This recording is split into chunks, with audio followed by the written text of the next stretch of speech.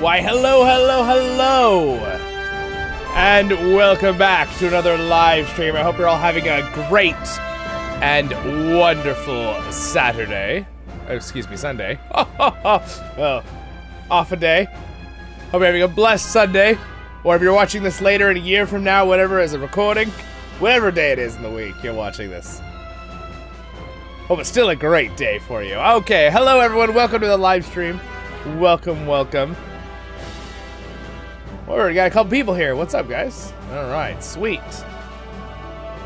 All right, so I was thinking, what are we gonna do today? Where are we gonna explore Middle Earth? And the good news is, I lost the headache. I had a headache when I woke up about an hour and a half ago this morning, and if anyone's played Baldur's Gate 3, I felt like I had a mind flare in my head, man. That thing was like, it was a really bad headache, but we're okay. Yay for a little ibuprofen. Save the day. But yes, all good now, all good. I was like, oh man. And for people watching this live right now or who see it later, yes, we started a little earlier. I had some other stuff to do today, so I don't usually try to move the times on you. I apologize for that, but I bumped it up. But we will still be going for about an hour, or 2 hours, so hopefully everyone will still be able to be here for at least a little while. Hello, welcome Robert, Odie. All right, Bell's here. All right, sweet, awesome. We shall start. So, you guys, anyone is welcome to join me in game for this, or if you want to just hang out in the stream, if that's easier for you, that's fine too. Either way, I just want to have people here. Hello, hey, what's up, elf friend? Welcome, guys. This is another one of our awesome Tolkien YouTubers. Hello, welcome to the stream. All right, today we are going to be exploring Middle Earth and Lord of the Rings Online. What we're gonna do is I've been like debating where we're gonna go in Middle Earth here. I was thinking today maybe we won't do as much of a we'll still do a little pack trip. Obviously, that's a little like that's our gimmick. No, I'm just kidding. That's our little fun thing for this little live stream series that I've been doing the last few weeks. But I thinking we are going to go maybe explore the Shire and Yonder Shire, like, and just like ride around and see all the villages. The best part is it's afternoon, which means we have a good like hour of time before it gets dark in the game. So I think we're gonna go explore the Shire today, unless you guys would rather explore Breland. What do you guys feel like? Do you want to explore Breland, just like travel all around Breland, or I'm saying that like English or something. Breland. Interesting.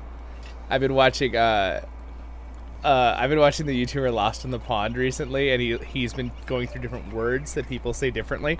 Like Britain versus his wife who's American, and now he's American. He just got his citizenship. He's all excited. But so now he's like dual citizenship. So he's a very excited person. But anyway, back to my story. Words. It's very interesting, very cool.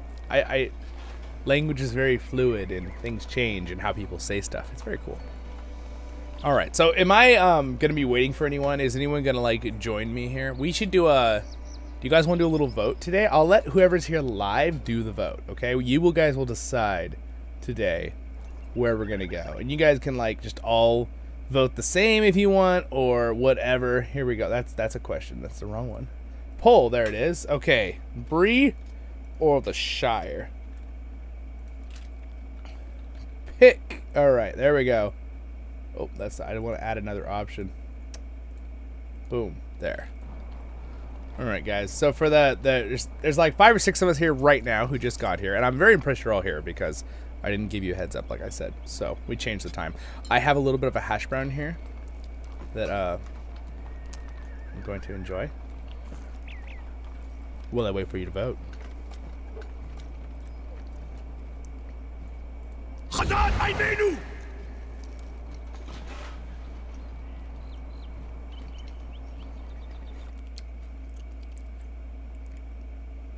Okay. We got some Bree votes. Is everyone good with that?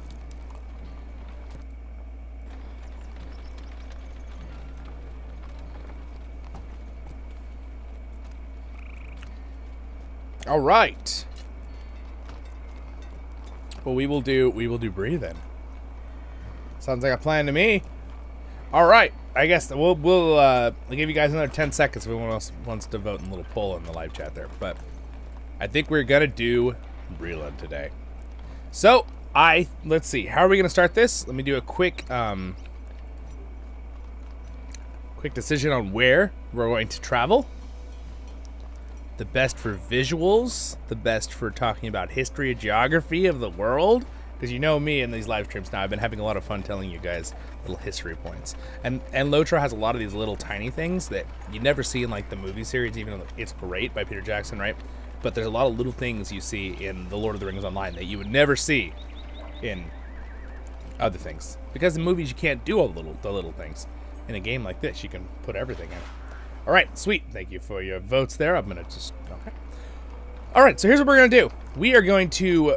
I think what we'll do is we'll ride out, and we'll go ahead and just go up here, and then maybe we'll cross through... I'm thinking maybe we'll cross through the Barrow Downs. Yeah, okay, I got it. All right, I know what we're going to do. Let's start our trip. All right. Well, hello! Bella's here. All right, so let's get on our horsies here. Or goats, or elk, or whatever other, maybe boar you're riding today. So, here we go. Let's just hope the stream is good. You guys can hear me. Everyone can see me. Every time I say that, I think of Gilderoy Lockhart from Harry Potter. But, anyway, moving on. All right, here we go. All right, so we are off. We are leaving the southern gate. We're going to go by the skirmish camp here. So, and we will occasionally do a little bit, since we're exploring a smaller area today, as in massive distances like we covered in the other live streams, I will stop so we can look around occasionally. So, all right. So this is, how do you say this guy's name? Speaking of words, Pyre's Farm? Is that how you say it? I don't know. But yes, so here we are. Out in the beautiful areas. So up there now we have a new connection, obviously, to Cardolin up in the south. I love this spot right here. We're always out here when we do our little things. So I know a lot of you have seen this during our epic battles, but I just love these like little flower patches they've added and all the butterflies. It's pretty awesome. I think we're gonna turn up the music though in the game because I can't quite hear it. And Breland has some of my favorite soundtracks from Chance Thomas. So there we go. Alright, so we're gonna ride along here. I don't know what you guys told me in the past, but did you like it better inside the character's head? Or do you like it like outside the character? Really is a preference, I think, to a lot of people. It's a beautiful little... The pond right outside here. So the Wall of Bree, so this is something I want to show you guys when it comes to a... we're gonna be like really technical and start talking about like... construction of Bree town. If you notice the way Bree is, and you don't see this in the movies, there's actually this big ditch, right? And then there's this old wall that goes up and around that's kind of been destroyed, and then they have like a hedge with a newer wall that's been put up by Bree. That old wall is part of the old kingdom of Arnor, right? Because Bree is kind of like settled into some of the old ruins. Little cool touch there. Architecture. That was the word I was looking for. Architecture. That's a fun word to say. So then we're going to go up to the hill. You can actually see all over Bree if you guys look in the distance too. There's like ruins all over and walls and just, it's really neat. They really put a lot of loving care and thought into the layouts of the lands in the Lord of the Rings Online. One of my favorite reasons why I love this game. And the fact that we've been doing all of these live streams and I have tour, if you guys don't know, I have tour episodes on the tour playlist on this channel. You could check those out. I've been trying to record in high definition with my streams for you, but the recordings of the actual videos on the channel are even clearer and nicer because you can just always record better than streaming. It's just how, you know, streaming works. Just can't quite stream the same quality. Ooh, look, barrow iron. So what we're gonna do is, I know there's a secret pass, but this is kind of cool. This is something you couldn't have seen in the past. Render distance has been upgraded so much in this game in the past like 3 years. You can see that fortress over there on that mountain, way over there past the Greenway. If you're a fan of the Greenway too, we'll talk about that when we get to it. But there is some very cool groups. I believe it's like the Glass Hammer Band and the Lonely Mountain Band, and there's like these different, you can get them on iTunes and stuff, but some amazing songs. Very Tolkien-ish because it's all based off Tolkien stuff. All right, so there should be, oh, we gotta go to, I think it's the Dead Man's Perch. Can we cross up here? Actually, no, I can cross here. This is where I'm going. Yeah, I have a spot we're going. I just realized I need to invite Belle so she can see where I am when I run away. There. I don't know how many people here are on, the 4 of us online are coming to this little trip, but I'm going to wait right up here and look. Alright, so here's one of the ancient old barrows, but we're going to go through the barrow downs right now. So we're going to check them out. Don't mind this guy. He's going to try to ruin my video. Get out of here. Get. Alright, we'll just kill that evil zombie. There we go. Look at it. Everything's gorgeous again. What? Where did you guys all come from? Get out of the image. How's things supposed to be look all quaint and beautiful if there's a bunch of skeletons and zombies in the way? Okay. Look at that. Look at that beautiful shot of Bree down there. Isn't that awesome? It's pretty cool. Oh, look, here comes our friend. All right. I like that horse, Belle. That's pretty cool. Yeah, so anyway, it's a very beautiful area. So what we're going to do now is we're not going to go down to, there's an ancient ruin down here, but I want to kind of ride through Bree while we have the light in the game because, yes, you cannot change the light in the game. So we're going to ride through the barrow downs here real quick. A little bit scary. So what I want to do is I'm going to ride through the barrows really swiftly. We're going to go through this old forest path by Bombadil's house. And then we're going to swing up north. So we're not going to stop for a while here. So if you want me to stop, tell me to stop, everyone here who's live. If you want to see something, you're welcome to shout out and be like, I'd love to see that. And the delay is not too bad. So I should be able to flip around and look at it for you.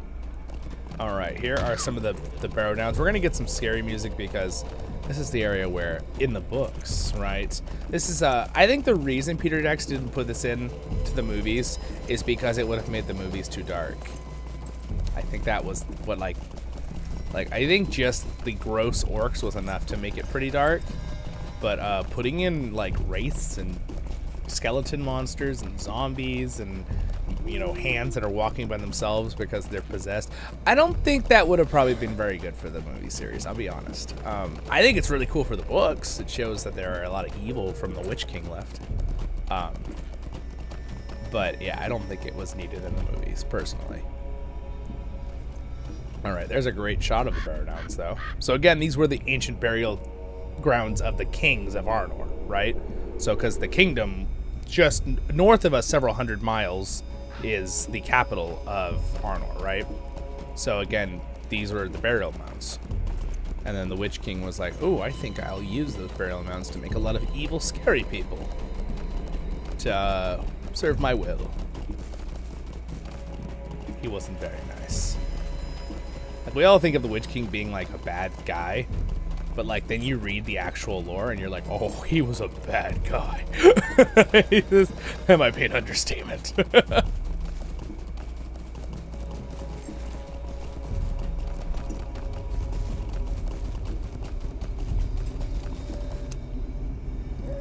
All right, I don't want to miss my little forest exit here. Oh, look, another player. Leveling up, level 13. Why, hello there, sir. It's always nice to see a new player leveling up a character.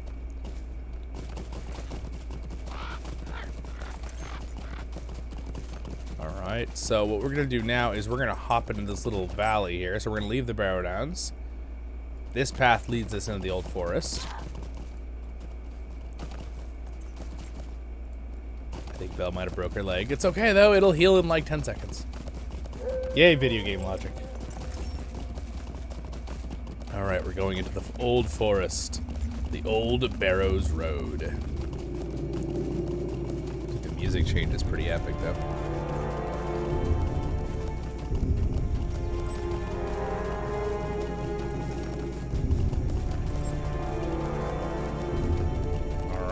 So here is Tom Bombadil's house.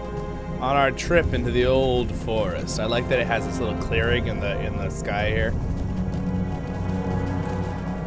All right, here we are.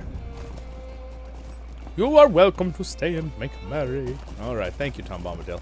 I want to go in his house for a minute because it's pretty awesome in here. You guys gotta see his house. I don't know how many of you've seen it. You've probably all seen it if you played LOTRO, but... And look, guys, it's Goldberry. It's the River Maiden. I like how she's just wearing sandals.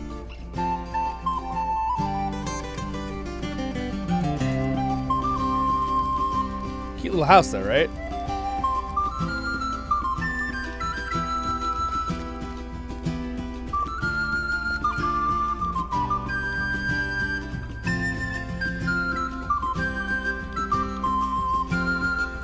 Pretty cool.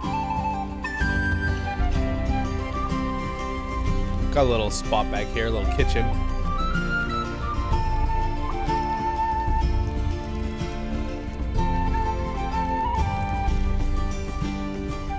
Alright, better continue our adventure before we lose our light.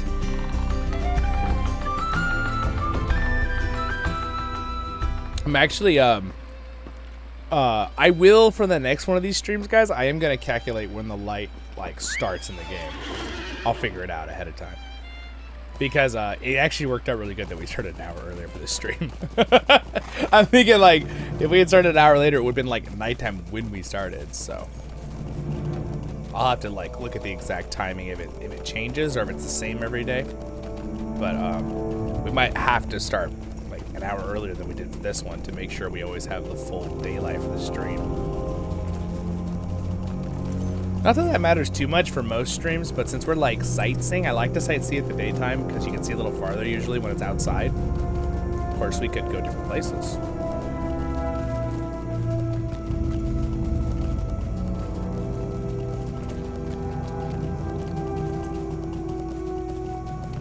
All right. Now, technically, we could go to Buckland. Oh, this is a pretty spot. So this, I think, technically is where Goldberry is from. Yeah. Oh, look at that. Goldberry Spring. Maybe I was right. There's actually a quest where you have to help her with something. But this is where she originally resides. And this is where Tom Bombadil first met her. And here she is again. She automatically gets here.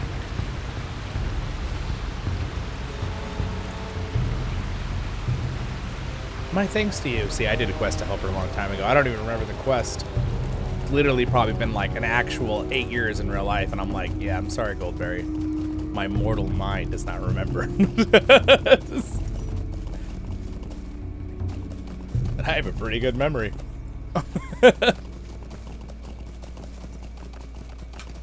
All right, so we are going to try to get out of the forest here. We should be getting out right here. All right, so technically now we're in the Buckland region, so we're leaving the old forest behind us.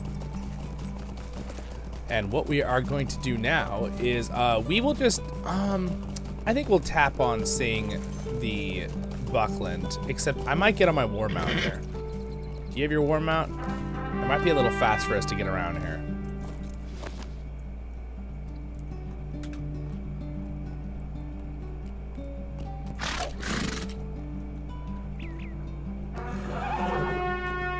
My horse abilities. See, my horse can kneel. All right. Little all right. Dressage, that's the word I'm looking for. All right, so we go right down here. So we cross through the Barrow-downs. We cross through the old forest. So technically the old forest is right to our left. And then there is the Shire across the Brandywine Bridge. This is Buckland. So this is where obviously Mary and lives, right? And this is where Frodo, if you guys remember in the books, you guys remember the book version where it's a lot longer before Frodo leaves, right? It's several years. with this whole thing. In the movies, it feels like it's only like maybe a few months, but in the books, it's a lot longer. So Frodo moves to CrickHollow, which is, by the way, the namesake of our world or server we're on. Mind you, it's a real location. Obviously, everything, all the world names or servers in Lord of the Rings Online are named after some location. Arkenstone or item, right? Landerval, different places. But here is where he moved to. And then Freddie Bolger, which is a big character in the books, totally left out in the movies. Poor guy. Kind of like Glorfindel or Tom Bombadil. But he's one of his best friends, Frodo. So he impersonates Frodo when Frodo leaves to give Frodo kind of like a safety net so people don't know he left. So he impersonates him for a while. And then I think people figure it out later. But, you know, gives Frodo an extra couple months before. Because the Nazgul are looking for him, right? And they're just using hearsay, basically, to try to find him. Anyway, it's gorgeous. Buckland. So there's Shire on the other side. I really like Buckland. So technically, Buckland is not in the Shire, though. Technically, it's part of Breland. That's why a lot of people... It's kind of like... Probably don't realize that in the movies. So, this river divides Breland and the Shire. So we open up the thing, right? The river, the Brandywine. It divides them right here down the middle. Alright, so now we go right up here. Anyone want flowers? I don't know. What kind of flowers, Odie? So here's Brandy Hall. Mary Brandybuck. Just throwing that out there. So a lot of these are, some of these are real characters. Some of these are made up for the game. Some are just townspeople. Townsperson. Aha, Odie's here. Hello. Alright, anyway, let's keep going while we have the light. I'd like to get down the greenway so you guys see the greenway, and I would love to see the big open fields north of Bree together. They're really, really cool. So, again, look at how neat. I'm going to zoom way out. So there's the fairgrounds, and you can see the bridge, and it's kind of hard to zoom out when there's a hill. And you can see some ruins over there up on the mountain. You can see some ruins across the river. Again, when this used to be more of like Arnor, thousands of years ago. Right, well, 1,000 years. I'm trying to remember how long is it? 1,000 something, 800, I don't know. It's a long time. It's a very long time. At this point in the story. All right, anyway, what we're going to do is we are not going to directly follow the road. We're going to climb this. So follow me. We're going to go through this little swamp here. Oh, look. Another new player enjoying LOTRO. Leveling up. Wonderful. Well, isn't that great? We've run into 2 players leveling up today. Which goes to show you this game has lots of awesomeness. I made a video about mounts, which this is a sneak peek for everyone here who is live. It's not out yet, but it'll be out sometime this week. Look at that gorgeous shot, though. Look at that right there. Woo! Isn't that pretty? But yeah, I made a video about some mounts. I talked about like the boat mount idea still. Would still love it if they would do that, but I think that's a big undertaking right now with what they're trying to focus on.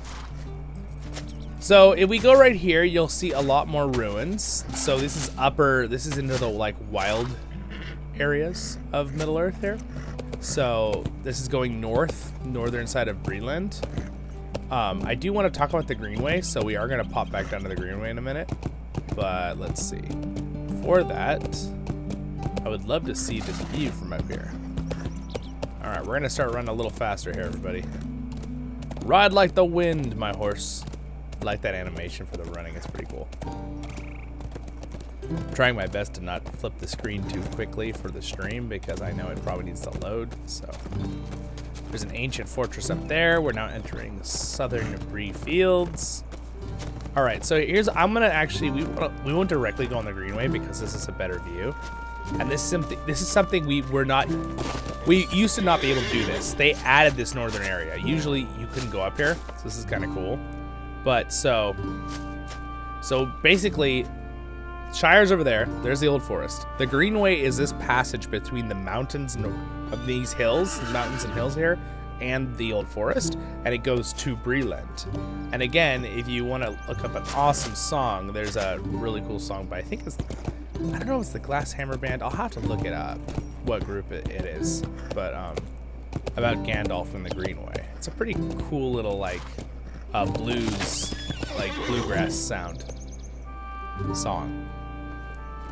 All right, well, I think we're gonna follow along the ridge of this mountain so we don't have to jump. And so we have a beautiful view the whole way.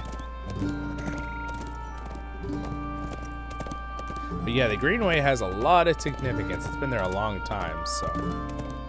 Here's a beautiful lake and river. The Hillshire Ruins. So there's a big ruin up there. Now this whole area we're looking at right now was never here before until they added the new area of the Wildwood, that's the lake you're looking at. I actually don't remember what the lake's name is. I don't know if it has a name. Might just be a lake or a small pond, depending on their definition of a lake. I see that much water and I'm like, yeah, it's a lake. Here, in fact, I think we get a good view of that lake right over this hill. Yeah, there. There it is. Ta-da. Gorgeous. Oh, look, everyone is here now. Welcome, everybody. All right, so we're going to keep riding this way, guys.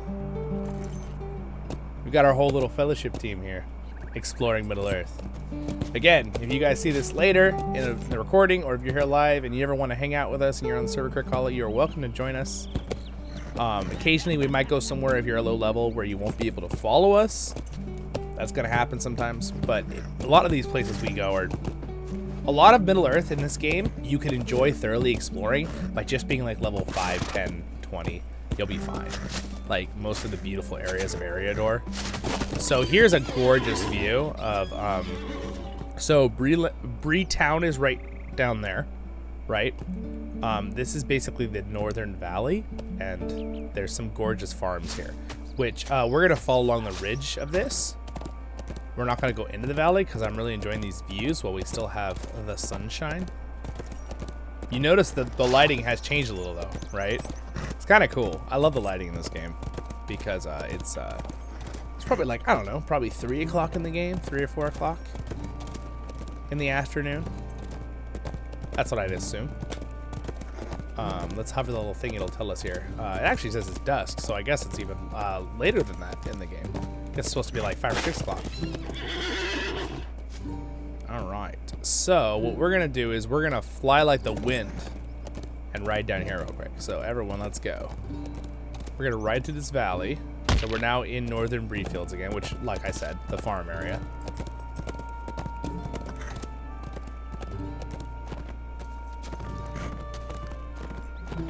That is alright though. We can still enjoy the area even if it's nighttime. We can turn up the ambiance light. Alright, so there's some beautiful farms up here. So we will give an update here on the map once we get to our next area. So just enjoy the locations right now while we ride. Some more ancient ruins to our right. So this is the path up towards Trestle Bridge. But what I want to do is I want to turn right and go up this road. Well, we're just going to go up the hill. Forget the road. Roads are for normal people. So again, that valley goes in towards Trestle Bridge in the North Downs. This up here is the horse fields. So this is where originally you would buy your horse in Lord of the Rings Online a long time ago. But they... changed it where it's really easier to get your horse now, which is really, it's good because that was something that always turned people off in this game with mounts. A lot of newer players that weren't really hardcore role playing. But this is Hengster's Farm. How do you say his name? Yeah, Hengstasser Farm or something like that. Something like that. But you could actually still buy your horse here if you are totally free to play. I think you still have to come here if you don't use any points to get it. How can I be of service? Let's see, who has the horse? It's this. It's this guy. Yeah. It's Eogar. Whatever. However you say that What's your name there. Bay. Yeah, see, you can get Bay Steed. Oh, interesting. So you can barter with Mithril, or you can go to his What's your regular need? shop and you can buy a regular horse, which is silver, just in-game silver. The Gray Steed. I believe I have all of these horses, so I can't buy any of them. I have quite a horse collection. Picture time at the horse place. Sure, we could take a picture right here. Let's line up in front of this little. Oh, look, there's a little banner behind us. Let's just line up like this. This is perfect. Here, you guys. This is actually pretty good. Bell just like moves back a little bit. See, we can like set up a picture. There we go. Perfect. All right, so now we can like do little. There we go. Perfect. Aha! There. We'll screenshot that. Cool. There we all are. Our little adventure. I like that you're just riding. Oh, you do have a saddle. It's like you're riding bareback right there. All right, sweet. Well, let's keep adventuring. So since we're here waiting, let me just look at one. So we started down here, right? We came out the gate. We went up through the Barrow Downs. We went through the Old Forest. We crossed into saw Buckland real quick. Went up this hill. Went along this hill right here. And then this is the Greenway.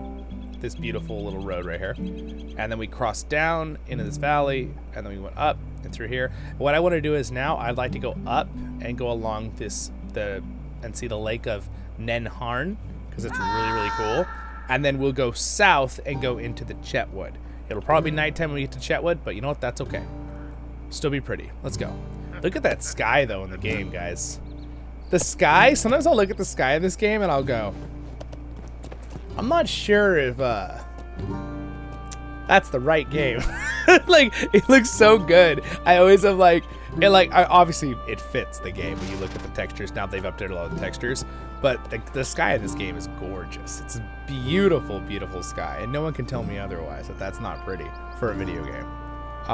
In fact, I can't. I'm hard pressed, and I've played hundreds of video games in my life. I'm hard pressed to think of a game that has a better sky than that, and animation and lighting.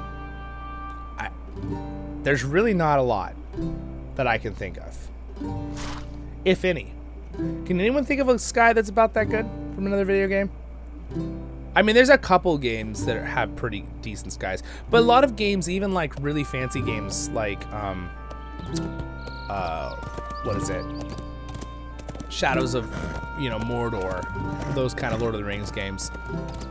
They didn't really focus too much on the sky. The sky is pretty in those games, but it's not like, and maybe it's the art style that I like so much in LOTRO. I don't know. All right, so this is there's a racetrack over here. The party fields are right over there where they sometimes, I don't know if you remember last year, but they did the music festival there because Weathertop wasn't working out. It was glitching out with too many people on Weathertop because there was like 500 people there. So, yes. Don't worry though, we will, I think that's coming up really soon. That, I'll have to check. Hopefully I didn't miss it. The music event on Landerval. We are definitely going to watch that again. We were there all 8 hours of it too, mind you. Hopefully it won't be quite that long because they had to move and stuff. So there's some beautiful ruins up here. Yes, they're a little orc infested, but you know what? That happens sometimes in Middle Earth. Can't judge the locals. No, just kidding. Orcs are not supposed to be here. They're not local. Freelanders are like, wait a second. Oh, wow. So this spot's kind of crazy cool. And I'm so glad we still have light to see this. But no one fall off, please. No one fall off. I want to lead everybody off the cliff. Look at that amazing river right there. It's like the Grand Canyon of Breland. Can I call it that? I'm gonna call it that now.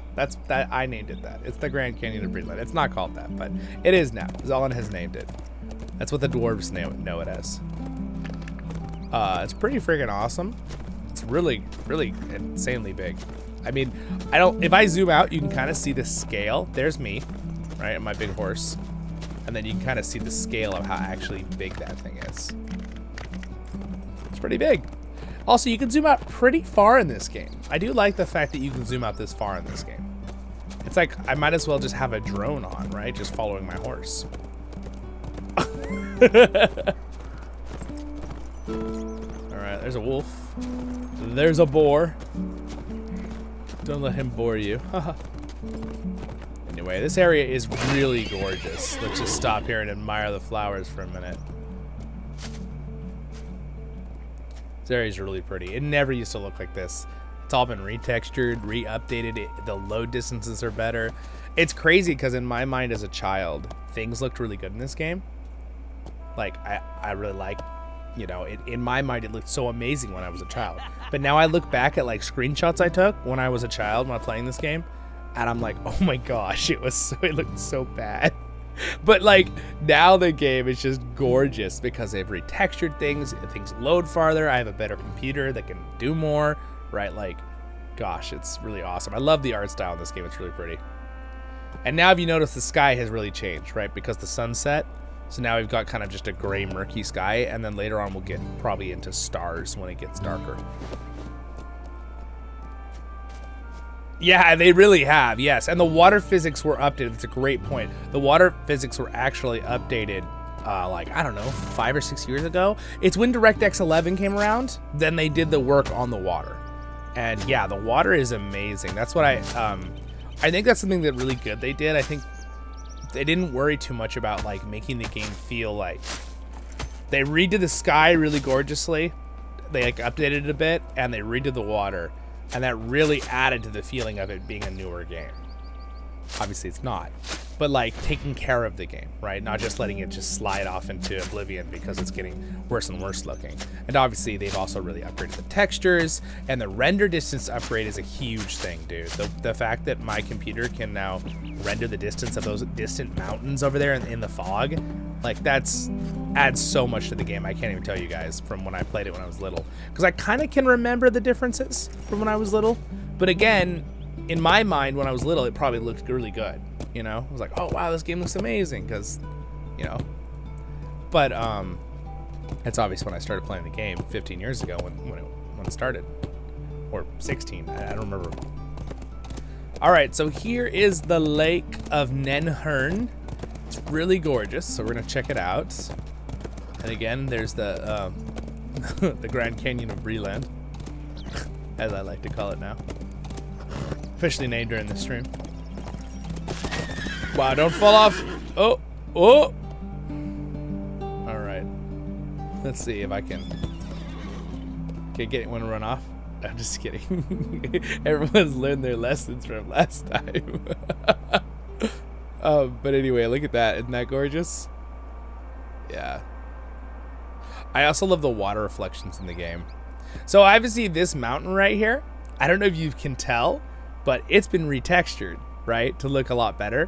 Where that over there, even though I like that effect of it looking like really dragged, it's not really been retextured over there. So it's kind of interesting to see the differences. But honestly, that looks pretty good still for a video game in general. For like, because remember, this game is on such an enormous scale compared to any other game. It's one of the biggest games in the world, right? Like the only games that like beat this game in size is Minecraft, because it's infinitely generating. No Man's Sky is infinitely generating, and there's like one other game that has more area originally, but now I think LOTRO is bigger because it has expansions all the time. All right, so here's this. We are gonna we'll test the water physics here in a minute. Oh, but look at that. Look at the reflections. It's like a perfect mirrored reflection, which is a real thing, mind you. I've been up to lakes way up in the Sierra Nevadas and stuff when there's no wind and the water just doesn't move, and it's just this beautiful double reflection. It's just it's so surreal. It's really cool. So the fact that they imitate that in the video game graphics is pretty cool. So what we're gonna do now is we're gonna test the water. I vote we go to that island. All right, okay, if we're gonna role play, I can't swim in full body armor because that's silly. So hold on. We're gonna just there. I'll take off my boots. There. Ah, okay, there. We're ready. We're ready to swim. Except I also need this weapon off. There we go. All right. Here we go, guys. We're gonna swim. So here's the water physics. Splash. I love the ripple effects in this game, dude. Now, granted, so here you can see, it's kind of hard to see it because unfortunately the lighting is going down. It's becoming dark. But I don't know if you can see the, oh, I'm trying to get, oh, there we go. There we go. Now you can see the ripple effects there. That it's becoming dark in the game, so we're not able to see the surface of the water as good as normal. There, you can kind of see with the reflection, though, of the light right there. You can see our little ripples we're making. All right, we're almost there. We're swimming across Lake Nenharn. So up the north there, that goes, and we actually swim up this lake, and it will take you to the next region, which is the North Downs. So this lake is, I find this lake very interesting because there's almost no quests up here. This whole top right of, there are some things, there's some deed exploring quests. There's 1 or 2 quests I can remember from a long time ago that will have you do something up here. But really it's stuff like along the shore. Like this entire like actual lake is just kind of here for looks. Honestly, like, who does that? Oh yeah, the streams are gorgeous. They really are, yeah. Oh, what do we take it? We got a turtle attack. Big giant turtle. Let's see, can we climb this rock? Yeah. All right, let's try this again. Oh, whoa. The game's getting mad at us because we're like on an island we're not supposed to be on. It's like, how dare you be on this island? Yeah, it seems like this rock, you cannot scale this rock. That's fair. That's fair. I understand. Look at that. Look at that. It's gorgeous. Not to mention, I love the retexturing and all the bushes and flowers they've added in the game. It was never a thing back in the day. It really adds a good illusion. And I don't know if you guys noticed this, but when you walk through flowers and bushes, they wiggle like you're moving through them. I think it's a cool effect. It's kind of hard to see what I'm talking about. Let me just walk and see if you guys can tell. You can see they kind of, yeah, see that one? See how it kind of wiggles that flower when I push through it? Just a cool effect that they thought about doing. It makes you feel like you're interacting with your surroundings instead of just walking and you're phasing through things like so many video games do, right? Even today, even brand new games do that. You just phase through bushes, right? Like even like shooter games, right? There's not a whole lot of like animation when you hit the bush. So I think that's cool they did that. All right, guys, we're gonna swim across this side. You ready? Oh wait, is that another island? That is another island. Let's go to the biggest island. Come on, everyone, let's do it. All right. Again, there's a little bit of delay, so everyone has to like, they're like seeing me like, hey, where's Zollin going? There he goes.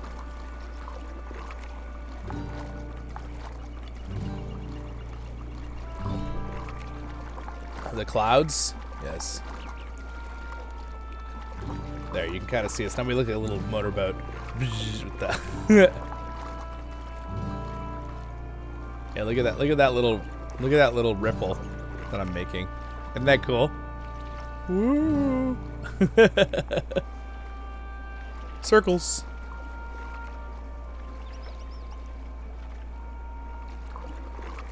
All right, so here's another island. I really want to explore. I love exploring places in LOTRO where like no one ever goes because there's really no point to go here. But the fact that it's here, it's like, let's explore it. It's so true. Yes, it does make the game timeless. It makes it very enjoyable. All right, so let's explore the island quick. Everyone, look around. See if there's any like deeds. Is there anything? Maybe like, is there like a treasure trove or anything we can get here? They usually put little Easter egg things like on islands and stuff in the game. Sometimes this is a really old one though, so I don't know. Let me just like run around here and see if we can always click tab. I'm gonna put floating names on so I can see if there's anything I'm not saying. Well, there's a snapping turtle. I think that might be the only quest on these islands. I think literally it's like hunt snapping turtles. I think that's the one I remember.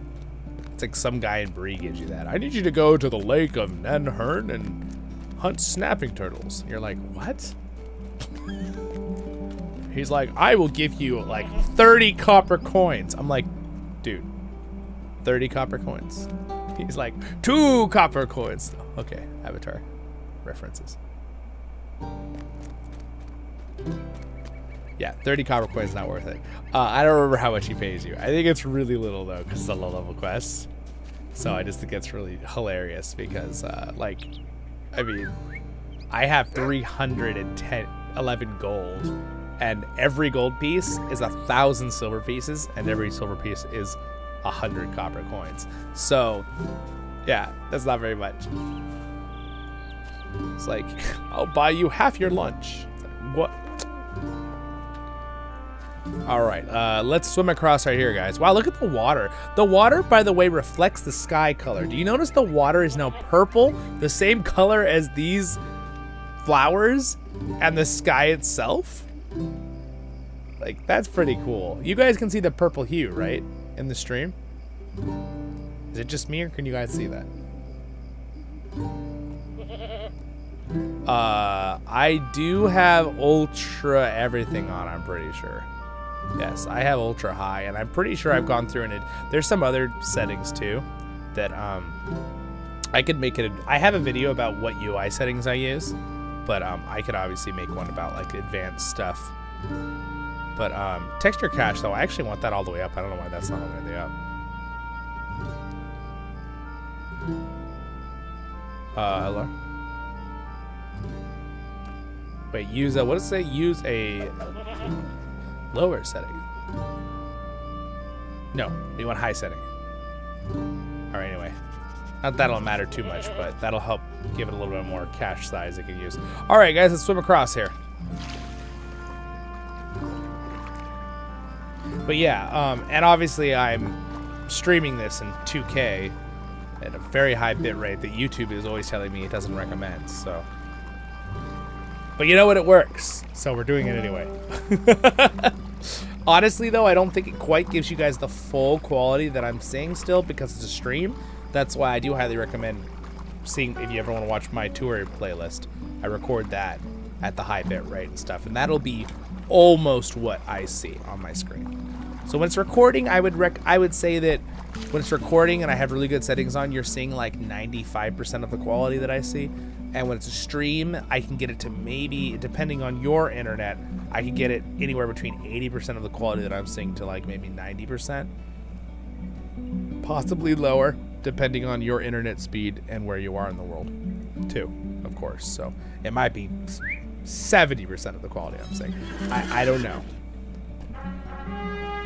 I would not be able to know that without seeing your screen. All right, guys, we continue on our adventure. So now, since we've enjoyed seeing the Lake of Nenhern, we are going to head into the Chetwood. There's also a spot where we can actually climb into these ruins and go into the Lone Lands through past this river. But we're going to stay on this side and we're going to go through the Chetwood. It's a very beautiful area. Good, I'm glad you guys can see the good quality. All right, so there's a little lake, a little river here that goes into a little tiny little pond or lake area right here from the main lake. It's a pretty area. In fact, can I turn up the, how is our... So by the way, if you guys notice this, see the dark, how it gets dark and light? I have the ambient light all the way up to 1, which is very nice if it's nighttime in the game. So I do recommend that.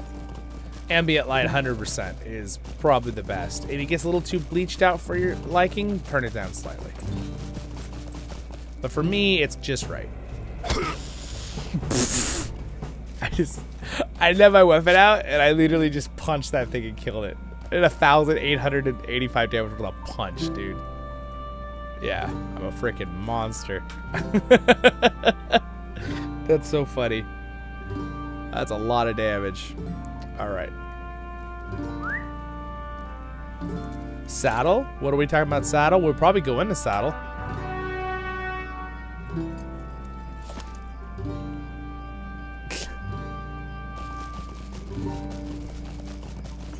Alright. Let's keep exploring, so. There's some gorgeous sound effects in here, too. Let's turn the sound effects up. There, we'll balance it with the actual original music. Alright, so let's go this way. So here we go. The Chetwood has some massive, like oaks, I guess, or I don't know. This is supposed to be red. They're not really sequoias or redwoods. They look more like oaks, so I'm assuming they're just supposed to be giant oak trees. But like, look at that. Oh, by the way, speaking of that water animation you were talking about, that was so cool. Look at that water. That's pretty cool. So it actually kind of makes me wonder with that lake over there, Nen Hern, if they haven't fully updated the water. Because look at the water animation here. Look at that.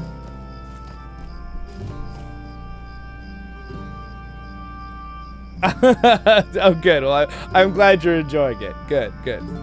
Yeah, it definitely, I always tell people this, and a lot of you know this who are here right now, but this game is like, you can put it on ultra high graphics on a majority of computers these days because it's an older game, but it is funny because I have another computer to test this on myself. My computer that isn't as good, if I do it on ultra high graphics, it runs beautifully, it looks really good, but then I run it on this computer that's a monster, and it looks way better, and it's like, wait a second. How does that work? Just because it's an older game. Like, games today that come out are like, oh, that's kind of a pretty little, like, dandelion thing. Games that come out today are like, if you put it at this level, you're going to see the same across all these computers, right? But, like, since this is an older game, it doesn't, it's the fine print. If you have a really good graphics card and a really good this and that, you're gonna see better at ultra high than other people with different cards, right? Like, and now I know because of my older computer. Because obviously my older computer was way better than my computer from 15 years ago. Literally was a box. Like the screen. The screen was a box. You guys all remember those? We used to have this really cool desk where our the screen was set into the desk. So like it had a thing where the big box screen you'd put under the desk, there's like a piece of glass on top of the desk, so you look down at the screen. I'm not quite sure how good it was for your posture, but it was a cool idea for it was like a fancy desk, you know. I thought it was a really cool desk when I was a kid, though. Yeah. I don't know if I played LOTRO on that desk though. That was a really long time ago. I'm not sure. All right, now entering Archit. Oh wait, can we just walk into Archit? Wait a second, we can just walk into Archit? I always thought Archit had a big wall around it. Wait a second, when is the... Obviously I haven't been to Archit in a long time and I haven't checked the sides of the walls, but I always thought that Archit had a big... This mountain edge around it.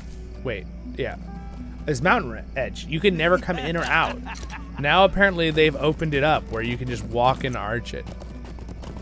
Well, welcome to Archit, guys. Yeah, you could not go out there before. I know for a fact that was a thing a few years back. So anyway, it's fun to learn new things that they've updated.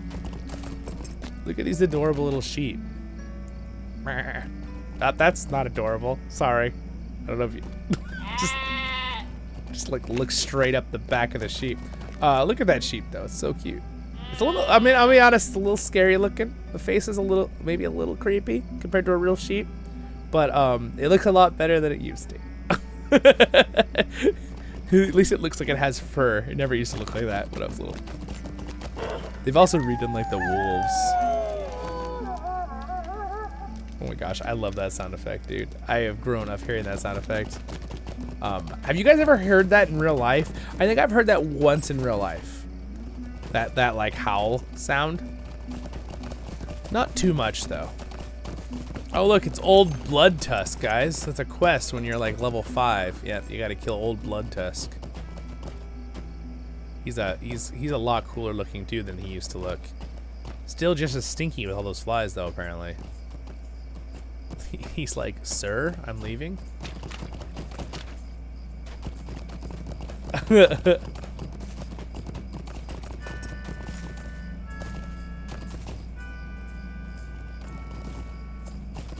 Oh, it's been open forever. Yeah, I'm probably like Odie. I'm probably stuck on like 8 years ago. Oh my gosh. I bet the side of that thing has been open for years since they've updated it back like, you know, 3 or 4 years into the game, and I just never realized. All right, so here's a beautiful field right here. So what we're gonna do is, though, I think we're gonna go ahead and ride south.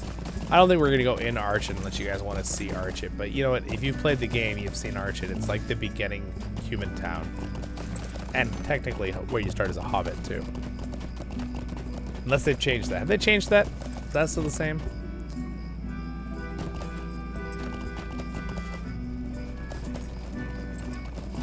You've seen them in Oregon, Nevada, Wyoming. That makes sense.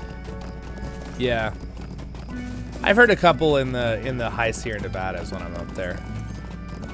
But there's not really like too many wolves or anything. So a lot of times too, you can also hear like the coyotes or foxes and stuff. So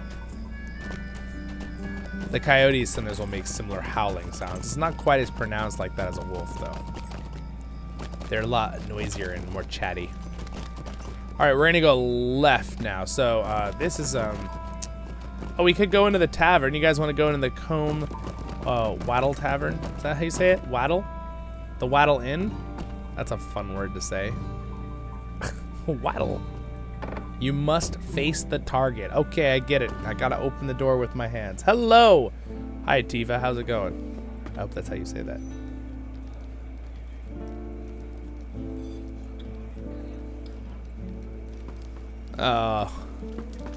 Yeah, that's always a hard thing, Odie. It's a hard balance between, like, you know, are they attacking people because there's so many people around? What can I do for you today? You know, what areas is natural, you gotta leave them, that kind of thing.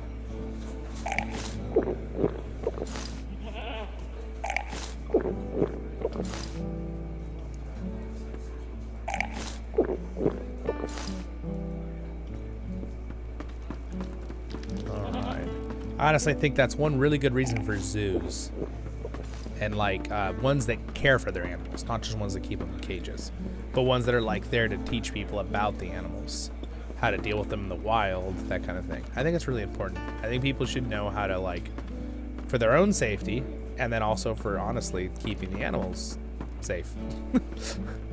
Teaching them. It's a beautiful area here, though, isn't it? All right. Let us keep going. We're gonna go back into the. We're gonna go into the Chetwood. This is perfect. You guys look just like a. It's perfect.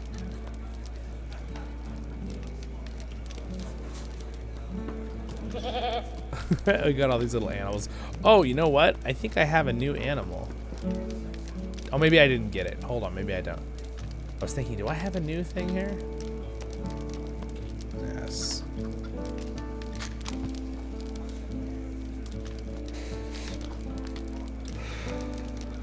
Alright, so this is like, I would never smoke in real life, because I'm just not a fan of it at all. I don't support it. And also I have asthma. I would never dream of doing that. So I could do it in a video game. Zollin can do it.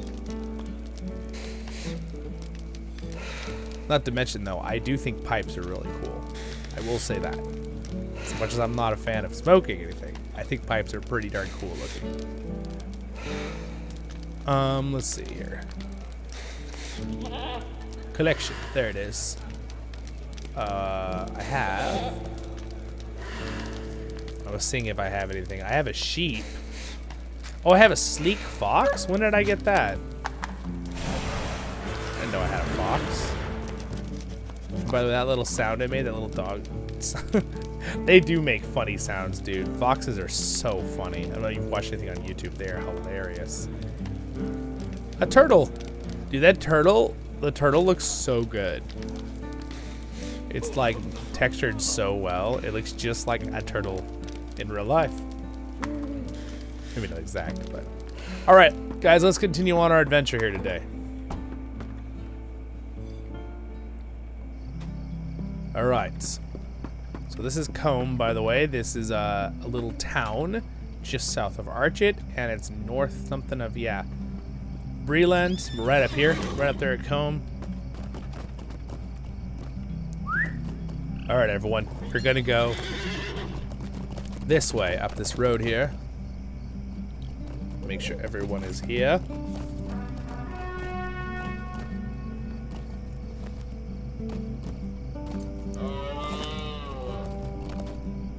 And let us continue on this way.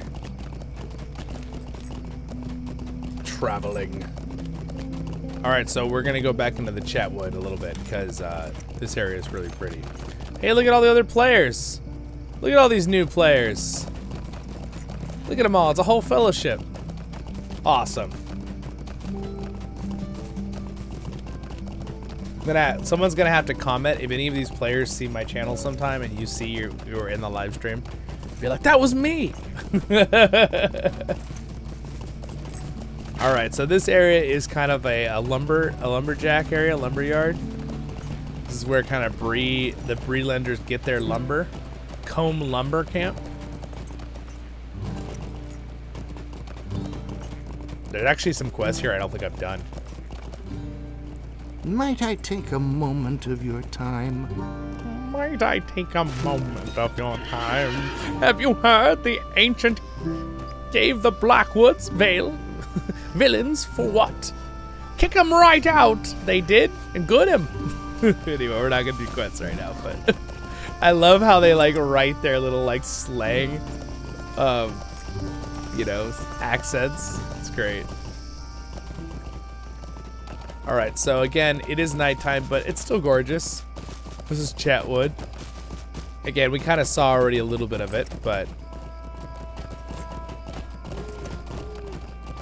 isn't that cool? You can kind of see how big the trees are compared to our friends here.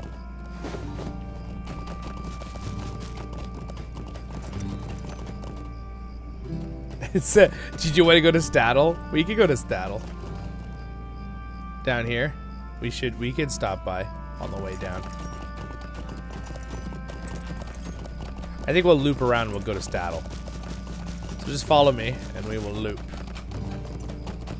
So there's actually a little road here because this leads to an ancient ruin over here in the forest. Which is kind of cool. I just ran that person over. Bonk. So there's actually a quest out here where you have to help this one guy because his mom is worried about him because he's part of the bad Blackwolds, which is this group of basically outlaws and brigands. This is him right here, Covell Woodwright, and his mom like sends you out to get him, and you talk to him and then you do a fight with him and he's like, oh, you like knock him out. He's like, I can't leave though, I'm already part of the gang. And you're basically like, your mom is telling you to come home right now. And then I forget the ending of the quest. You'll have to do yourself. But it's funny. I'm pretty sure we end up saving him, is the story. But so this is the Blackwold headquarters, and this is the ancient ruin that I was talking about. It's actually quite epic. If you look at these bridges over the moat, this thing was obviously an ancient like castle or fortress right here. And look at this thing. It's huge. There's a boss back there, Mr. Sergeant Applewood.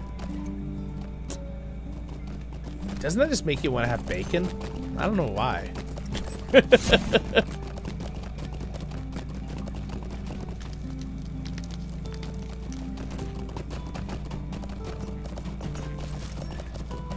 All right, so it's a little scarier over here back here because you get into this kind of like ritual area. A little scarier. And then suddenly you get to this guy, Jagger Jack, the scary man. Anyway, he's a little bit of a scary guy, and this is a little gross. I'm just gonna give everyone a warning. But these guys are from Angmar, right? They are the Agmaran warriors. Yeah, there's a cart there of dead people, so we're not gonna look too close at that because that's kind of gross. So we're gonna keep it PG for the channel here. But yeah, so not everything in LOTRO is all dandy. These guys are pretty evil. So the reason they're not attacking us because we're so high level. The NPCs won't. But normally this is supposed to be a really scary place for when you're beginning the game. You kind of like, this is your first shocker of, oh, there are evil, scary people in this world. And we don't like them, so we shall slay them all. Bad, evil people. Okay. Anyway. We'll continue on. You notice it got a lot darker in here too because of the scary little like ritual thing. Alright, out we go. Should lighten up when we come back in the forest. Oh, you know, it might be getting darker too just because it's evening, so it's the... Oh yeah, see, it lightened up a bit. Not quite as evil out here. This is a beautiful forest. What's up? No, nobody said that, Elvin. What we did say was, this is old Baumund's farm. And these guys took over his farm. It's not very cool. This poor guy literally had like, what is this? How big of a farm is this? This is his whole farm. Like, what was he growing? Like, this isn't enough land. I guess if it was just for him and his family, it would be, but he's trying to sell it, right? I guess you could grow a decent amount of food on that land. All right, so I need to. Here's what we're gonna do. We're gonna hit the. We're gonna get to We're going to hit the Migwater Marsh with our horse hooves, and then we're going to head in towards Staddle. Wait, what house is this? I don't remember this. Oh, Skunkwood's farm, dude. Have I been here before? I think I've been here before. It's just been a really long time. They obviously have Skunkwood's den mother. All right, so how much do you take care of your children, Mrs. Wolf? This makes me think of my my cubbies. I help with an Awana group in my church. I'm one of the main leaders, and I really enjoy it. But there's a game that our game leader's been playing called "What Time Is It, Mr. Wolf?" or Mrs. Wolf, depending on who is the person giving the time. And it's for very young children, the game. Just let's preface that real quick. But basically what happens is someone says that, what time is it? And the child or whoever gives a time, and then you could take them and he steps towards them, right? You're trying to get across the gym. And what happens is then at a certain point, the child or whoever's being the person being the wolf says lunchtime, and then if you haven't gotten across, you have to like run back to the other wall. Right, that's the children's game. Anyway, sorry. That came up in my head because we said I said Mrs. Wolf, the den mother here. But yeah, they love it. The kids love it. It's great. It's always fun when you find one of those games for the younger kids, you know, when they're like 3, 4 years old. They're 4 and 5 is their ages. But they'll play it over and over and over, right? Just get all their energy out. It's the best when you find those games. All right. And obviously I play it with them because they think it's way more fun if the adults are playing with them. It's also fun just to watch them be happy, man. Kids are just so... It's something like that we have to remember to be in our lives is like hold on to that. No matter what age you are, you got to hold on to that childlikeness. Not that you're not being mature about things. You got to be mature. You got to know things in life. But like that fact of being able to relax and enjoy a moment like children can do, that's super important.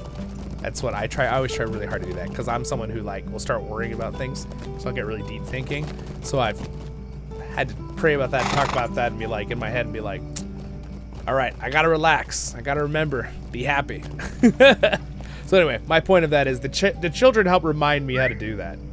It's very, very, very nice blessing back, right? All right, so let's go over to Staddle. So anyway, this is the Migwater Marsh. If you guys remember this from the movies, right? This is the area and location where Merry and Pippin and Frodo and Sam get pulled through the Migwater Marshes with Aragorn, right? This is also obviously from the books. It's really cool. that famous comment, right, from Pippin in the movie. What do they eat when they can't get Hobbit, right? Like, it's so true with mosquitoes. If any of you have ever been somewhere there's a lot of mosquitoes, it is not fun when they're trying to eat you alive. Little trick, by the way, if you know there's gonna be a lot of mosquitoes and you ahead of time, eat a lot of garlic. And I'm not saying like I'm saying like a lot of garlic, like 2 times a day with your meals. And don't stop until you know you're not gonna be with mosquitoes. Might make you a little stinky, but the mosquitoes will not nearly eat you as much because they will not like the smell. They don't like garlic. And does that have some reason why that is a thing with vampires? Who knows? I mean, could be. I don't know. I mean, might be wives, you know, I don't know.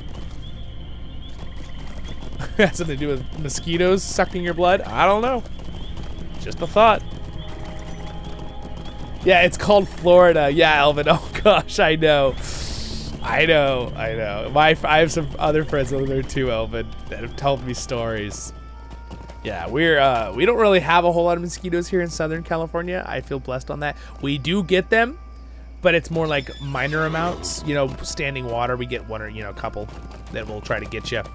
And of course, there's some places you go up in the mountains where it's really bad. So up in the Sierra Nevadas, it's usually good, but there's parts of the year where the water starts lowering in the rivers, and then suddenly it's just like you're just getting eaten alive because there's all the mosquitoes spawn. And of course, it's food source for the fish, obviously too, and other animals. So it's a reason, right? But us humans, you know us, we're like, I don't want to be part of their food chain and get eaten alive by mosquitoes. Thank you very much.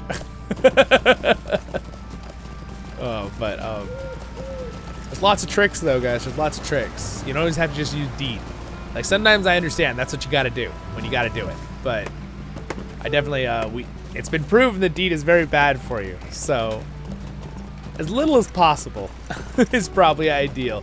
Look, another new player. Level 11, enjoying. Here, this guy stopped for us so we can wave at him. Hello.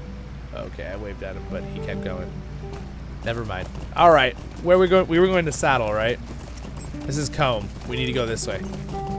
I had to go up and around this this cliff though.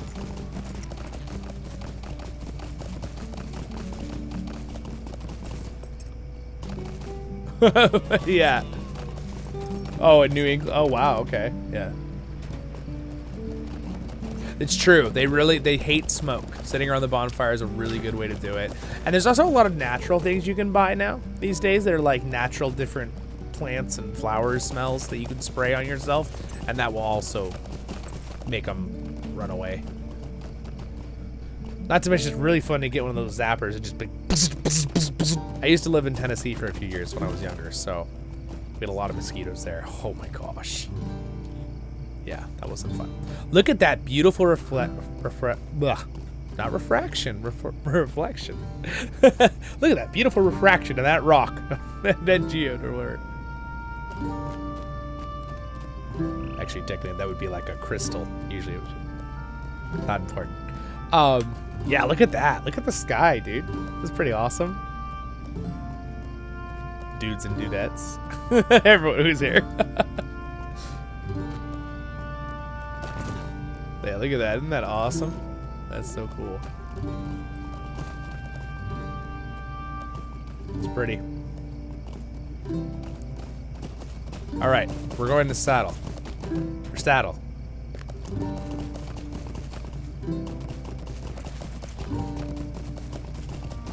All right, here is Gimme Bogger's farm.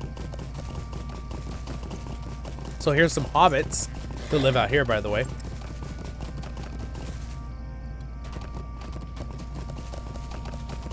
This is a pretty little spot. Can I turn on? There. We're walking. Do you guys know there's a walk button in this game? For your regular mount and for your character. It's the 4 on the number pad. It's inverse or whatever. INS. I don't know, what is it called? They also hate flamethrowers. That is true. That sounds pretty fun. Just start flamethrowing all the mosquitoes that you see. Speaking of creatures, look at this animation of these little moths on this thing. It's kind of cool. I always kind of feel bad for moths when they like just get like inside of light and you're like, oh. That's why I laugh so hard. It's like, it's kind of morbid, right? A little bit, but like that Bug's Life one, he's like, don't go to the light, John. It's so beautiful. It's like so horrible, but it's so true about moths, dude. You feel so bad when they do it, but it's like, why? Stop it, you idiots. Don't do it, moth. Don't go to the light. Anyway, so this is Saddle. It's a really, or Staddle, excuse me. I keep saying it wrong. There's a T there. It's a small town here, and then there's the farming village next to it. There's also some ancient ruins right here. Up here along the edge. Again, guys, you realize we've been like at over an hour just exploring just Breland. I'd like to point out just Breland, and we didn't even explore probably half of it. Like if we walked every square inch, and then like look at this whole Middle Earth. It's ridiculous. This game is so big, ridiculous in a good way. We like good ridiculous. Okay, I gotta tell you a story about this spot. Everyone come over here. Sit around the fire. You guys gotta hear this story. I know you guys are here for probably stories too. The Crumbled Court. Alright, so this is the famous location of where my sister hunted bears for way too long. I'm pretty sure my sister sat here and hunted bears in this little thing when she was young for like 2.5 hours. No joke. She was trying to collect the bear hides to do crafting, but she did. It worked. It was a very intelligent way to collect them. She was very young when she was doing it, but it's a good memory. I was just like, so Sierra, what are you doing now? Because we were playing together. She's like, hunting bears. I'm like, you're still hunting bears? I just remember being like, wow, that is commitment to crafting right there, getting hides. So, oh my gosh. So in honor of my sister, we shall slay that bear. Anyway, yeah, it's a pretty cool little spot though. It's a cool ancient fortress. It just kind of shows these cool things of Arnor, right, of old, like just these big random giant pillars just like here. Oh, I like your little bird there. So, by the way, there is Bree right there. So this is the, what is it, the east entrance?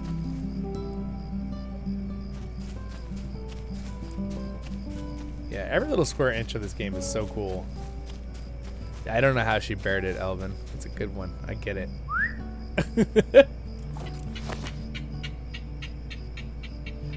Oh, really? Do dragonflies go for the light? I have never really seen a dragonfly going for lights like that.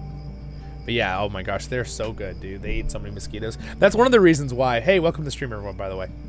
Oh, we were talking about mosquitoes of all things because we fought a giant mosquito in the game. But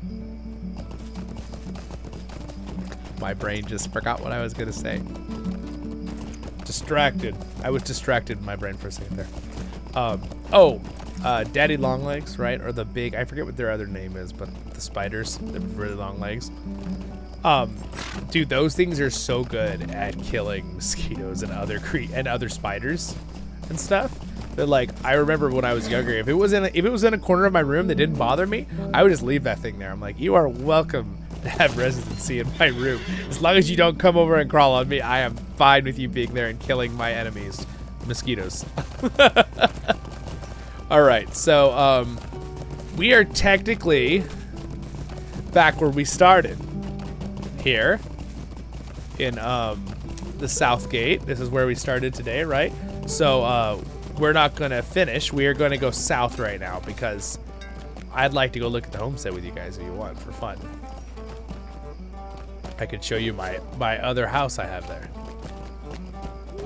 All right, by the way, guys, if you're someone who wanted to have multiple houses in the Lord of the Rings Online, meaning more than just the one you can have one premium and one regular on an account, and then technically you could have an infinite amount of kinship houses with how many, every character have a kinship house, but it's kind of unrealistic to a certain amount, right?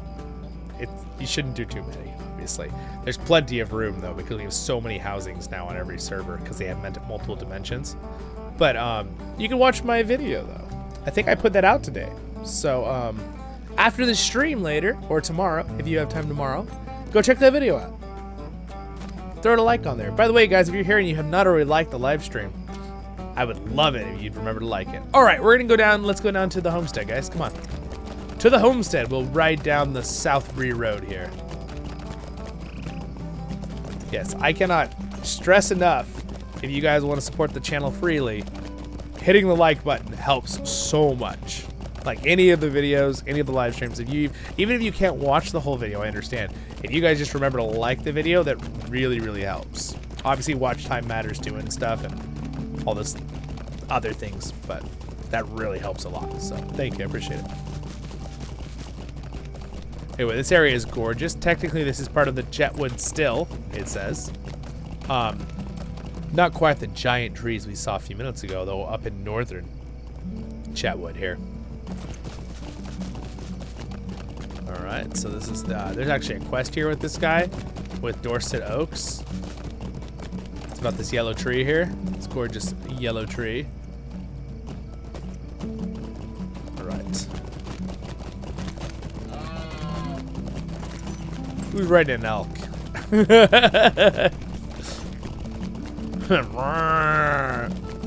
Dude, you guys, so I got to finally hear, speaking of sound effects of animals. Oh, what were you saying, Nick? Did they...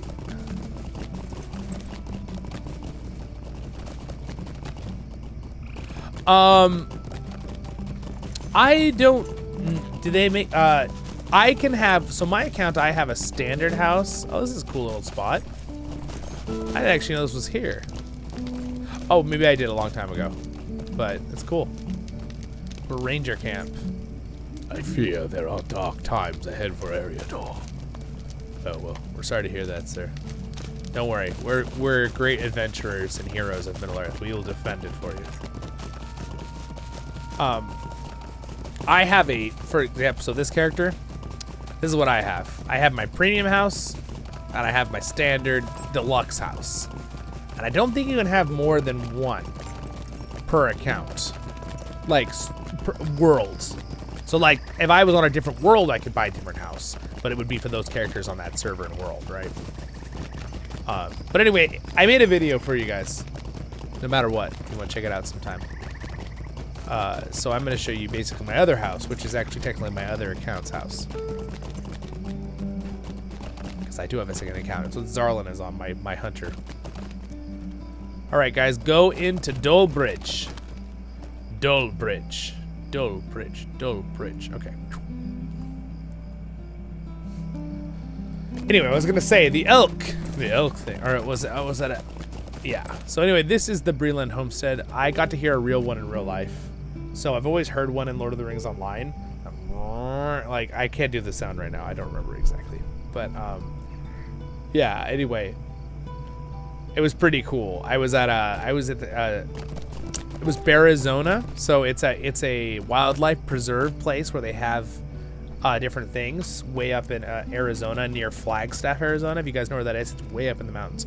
A lot of people hear Arizona and you immediately just think desert. It's not the case. Arizona's got quite a big different biome changes as you go to different locations because there's mountains there too. Yes, the lower half of Arizona is low desert, and it is really hot in Phoenix and stuff, where a majority of people live in that big city. But there's a lot of people that live up in Flagstaff and Prescott, and there's a bunch of other areas to the right side of it, too. I can't think of them all right now. Williams? I don't know. It doesn't matter. But anyway, I was up there, and it was really, really cool to hear the elk in real life, because I'd never heard one with my own ears that was coming from an animal, not recorded. Right? So I've always heard it in Lord of the Rings Online recorded, and I always was kind of wondering, like, what was that sound effect? And then it was so crazy. I was at the park, and I hear this, you know, really close, the sound loud, and I'm like, it's like, whatever it does, and I was like, whoa, right? I was like, whoa. And I was like, Am I in LOTRO right now? That's literally what popped in my head, right? Because I've been like conditioned to hear it in this game. I've never heard it in real life, so immediately made me think of LOTRO. And then I realized it was a real elk. And then we went over and found it, and it was a big. It was gonna be fed soon, so it was excited. But it was a big male one. It was huge. Oh my gosh, so loud when he does it too. It's insane. No wonder they can hear it miles away. The other ones. I thought Arizona was basically Mordor. That's just the south of Arizona. It gets like 125 degrees Fahrenheit. You could do the conversion to it's really hot. Yes, but that is just the all right, let me follow me this way, guys. Yeah, but no, it's got many biomes. It's kind of hard because people think of it. I totally get this too, because I do this too. But I've been trying to realize that, like, especially in America, as an American, I'm not thinking about this because a lot of my European friends have told me this. But our states are huge. So a lot of our states are like countries because there's just so much land. So like a lot of like my European friends have been saying, you know, you got to realize that like your states are ridiculously huge, right? That's like, yeah, okay, that's true. But it changes, dude. Biomes change very quickly, especially with elevation changes. So, this is the cool little area right here, though. But yeah, Arizona is, yes, it has some really hot places. Though California actually beats it because that desert that Arizona has also has Death Valley in California. It's the same desert. So if you look at North America, there's this big. If you forget the lines of states, because remember, nature doesn't really care about how we cut things up as humans with our little lines all over with our countries and states all over the planet, right? It doesn't matter. You got to look at how the mountains are set up. That's what really matters with changings. So you got the big mountains in the like Sierra Nevadas, and then the Rockies, and then all the other ones, and they cause a rain shower effect, causes the Great North American Desert, which is the biggest desert in the world besides the one in Africa, right? The Sahara. So, but yeah. But yeah, the hottest.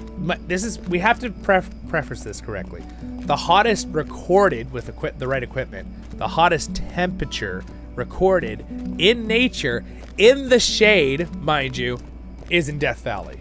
Right? It was like 130 something degrees Fahrenheit, which is insane. Okay, so again, all those points matter though. It's in nature, so there's no like man-made structures or concrete around. So because a lot of people are like, oh, well, there's these other cities, you know, in Africa that are even hotter. Well, yes, because there's concrete and buildings. Whenever there's a city, the temperature is always about 10 degrees hotter than what it naturally used to be. Usually, that's just kind of a like. I know there's a city that near me that 150 years ago, that area was always 10 degrees cooler, and it's nothing to do with any change in our. The only change is the fact that there's concrete and buildings now. It doesn't let the heat go. You know, it causes an oven effect, right? And it's not enough to hurt anyone, right? But like, if we took all the buildings down and removed the concrete, it would, and the trees came back and more, it wouldn't be as hot anymore again. Yeah, Florida's pretty huge too. Yeah, we have. And Alaska is insane. Like, Alaska is ridiculous. I don't know if you guys look how big Alaska is. So yes, so like Texas, Florida, and California are like the three huge ones on mainland America, right? But then you look at Alaska, and reason it's not on mainland is because Alaska's disconnected, right? It's not actually connected to America. You have to go through Canada. But Alaska's huge too. Anyway, we're having fun geography conversations. Odie is doing a little side trot in place. It's very impressive.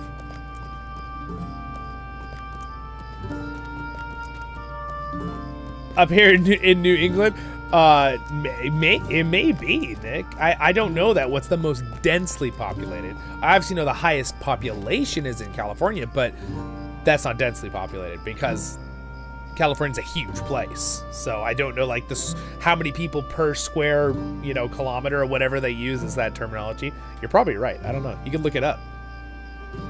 Elvin, America. Yeah. I'm from the Butterworth says from the USA. Oh yes, Arizona was horrible a few weeks ago. So and especially in South Arizona, in Phoenix, where the desert is, the low desert, because usually lower elevation, like because a lot of the deserts are like at sea level or lower. So like Death Valley is actually like below sea level. I don't remember the exact amount. It's like 100 feet or something. So like we technically like broke open a thing. Oh, warning! Let's warn everybody. YouTube's warning me that it's about to give you guys ads in 30 seconds. I'm just gonna tell everyone right now. So we'll take a little 30-second break. I like that it warns me about that now, because it takes you all away and I'm just chatting away and you're missing the whole conversation or so showing you something. So I kind of like that YouTube has started warning me during the live streams with that. So, and if you guys want to watch it, it does support the channel too, mind you. But if it's skippable, you feel free to skip it. That's up to you. But if you want to watch it, it does support the channel. Makes a difference. I found that out the other day. Apparently.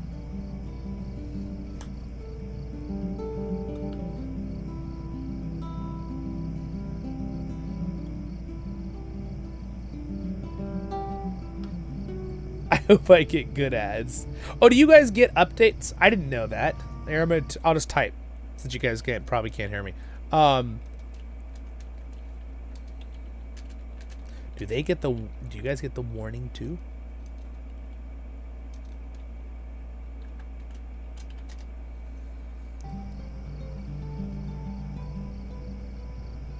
We'll just give everyone 30 seconds.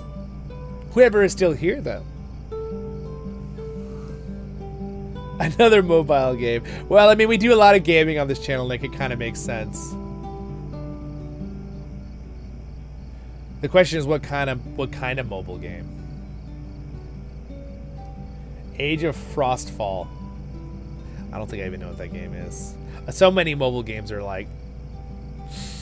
Again, one of the only mobile games I really enjoy is the Rise to War game. So... Though I will say I've seen some of their ads, and I would say to Rise to War team that I think the ads should be more representative of the actual gameplay, because I really don't like ads that don't really show the real gameplay.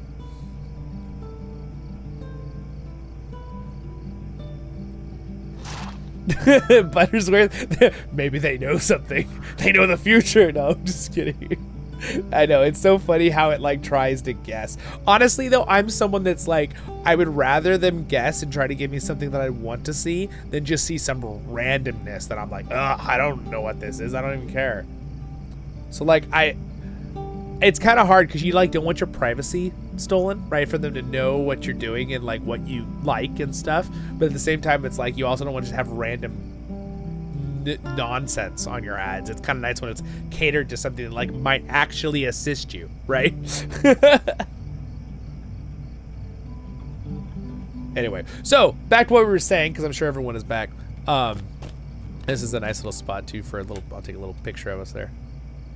But yeah, it's quite hot. It can be very, very hot in Arizona. And again, and in California, in our desert here in Southern California. But I do not live in the desert in Southern California, mind you. I live near the ocean, so it's very temperate, very nice. So I'm very blessed in that way. But it does get hot sometimes. And there's this thing called, in Southern California, we call it the Santa Anas. And it's basically when the wind changes. Instead of getting wind from the ocean on shore, which is normal, and that's why storms usually go from left to right on the United States, comes over the mountains there. And then sometimes we'll get storms that are from the Baja and come up the East Coast and through Florida, which is kind of where the hurricanes come from usually.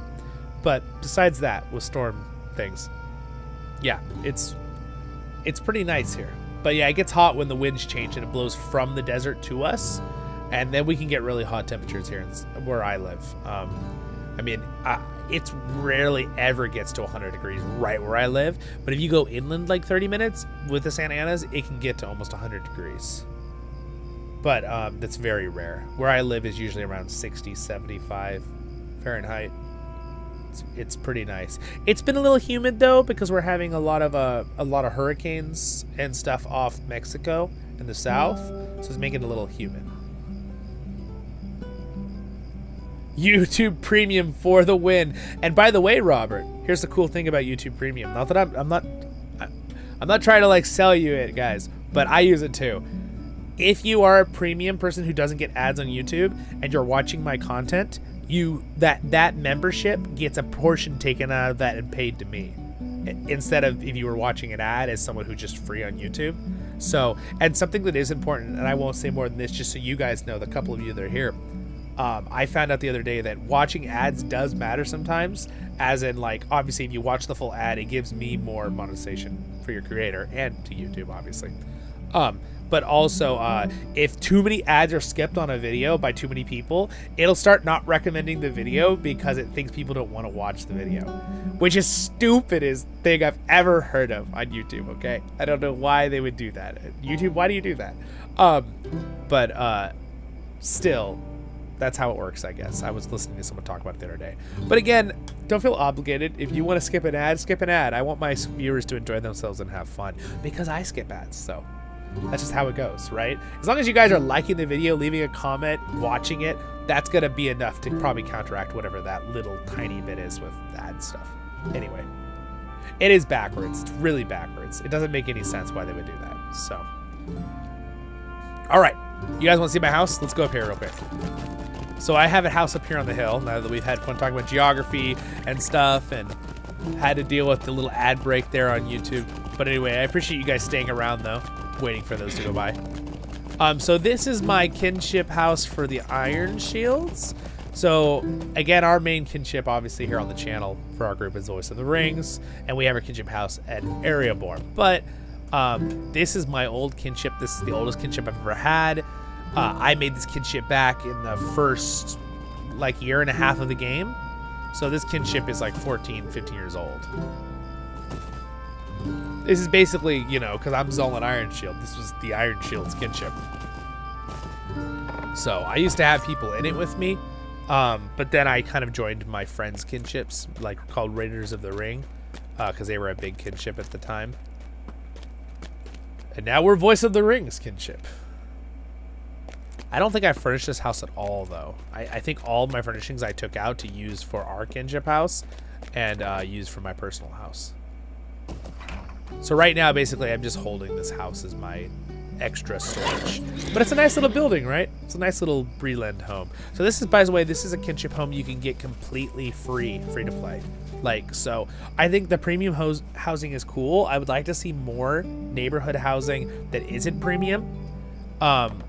Where it's like you have to use the rights and pay money and stuff, but I still think the ones they have are gorgeous that they aren't premium that you can use free to play. They're beautiful. The locations are gorgeous. I mean, look at how pretty Breland is. Look at this. Look at how pretty. And that's my other house right there, on the hill there. That's Zarlin's house. So, you guys want to come over and see Zarlin's house? This is my alt's house, but basically I use it as mine because I barely get on my alt. This actually used to be my house, like actually home of Zollin, not home of Zarlin, but I sold it to have my house next to our kinship house, right in it. And then we should show everyone our kinship house, guys, before we finish here that are on the stream right now with us. But here's what a deluxe regular house looks like. So if you're a free-to-play player and you don't want to spend any money on this game, you can get a nice house like this. So it's got a big, nice room with a fireplace. It's got a secondary room here where there's a little chest you can put your stuff in. All right. And then you got like a little bedroom or a little study over here. It's really nice. And if I show you this, it's got lots of spots for furniture and music systems, and it's very, very nice. And also, I'm going to unsummon this cute little fox because it is actually in my way. Let's see. There we go. Yeah, anyway, it's very nice. I think that all the basic houses from back in the day, they've retextured them and stuff too. I think they look really good. All right, anyway, so there we go. We have really explored, we're not going to finish the stream at the second, but we have really explored Breland. So as a review of what we did today real quick, the beautiful maps. I love the maps in Lord of the Rings Online. They're great. By the way, I'm going to work on that map. I promise to do lore videos I talked about in that previous update vlog. In fact, I might we'll do a stream sometime while I'm learning it or something if you guys want to learn it too. But anyway, we started right here in Breland, side note. And we went down and we went into Southern Barrow Downs, right? Then we went up, and then we went through the old forest. So we went through these southern barrow downs, then we went north, and then we went through the old forest. We went by Tom Bombadil's house, and then we went up, and then we went and saw Buckland down here. And then we went up and went along this river, up on this hill, and saw the Greenway. Went down into the northern work area here with the farms. Went to Hengstenster's farm, whatever his name is. We went up along here. Oh, well, I guess the game decided not to let me show you what I was doing.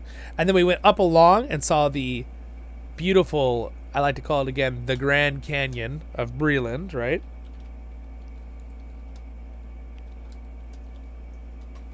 All right. Oh, look at that. I typed the password right. Ha ha! First try. Oh, the house is locked? Oh, I have to check that.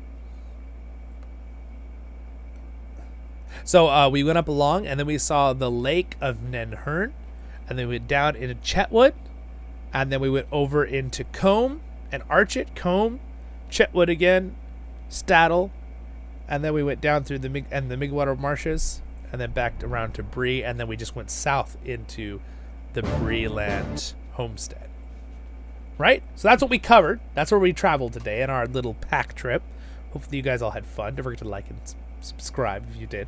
But I would like to show you guys real quick, since everyone's still online with me. Do you guys want to go see our kinship house? So if you are on CrickHollow and you guys would like to play with us on this server, even if you have an alt and you don't have your main character on here, if you just want to play with us, hang out with us, have an alt in our kinship, you're welcome to. All right, I'm back. Sorry, everybody. You're welcome to join us. So in the future, when we get bigger, we might get a kinship house in a different location too. Though I really do like the Thorin's Hall one. So you said the permissions, everyone. Oh, there we go. I did not realize I hadn't set this one up. There, now you should be able to go in. Anyway, we will do our little teleports to our kinship house. We can all do that, right? Why don't we all do that? Y'all guys want to all teleport to our kinship house using our teleport travel to kinship house skill? Oh, Butter, you found it yesterday. That's freaking awesome. Awesome. Nice.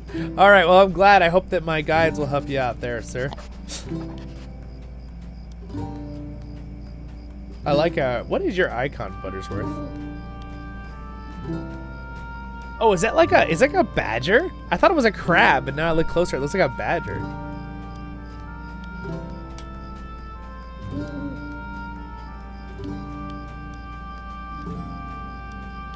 Oh, is it covered up? What's covered up on the thing? Let me see.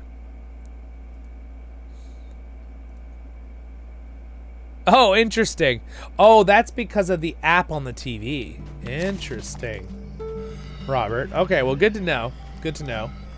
That's the app on your TV. Interesting. Because normally the live chat never covers the actual screen, but it's probably the way they designed the app for the TV. Interesting. Well, it's good to know for later on.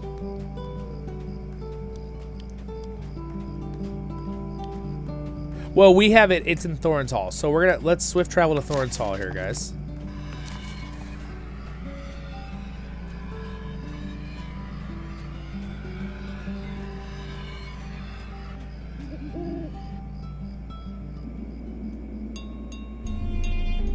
It minimized things, Nick? Interesting. I don't know if it does that or not. So anyway, welcome to our kinship house.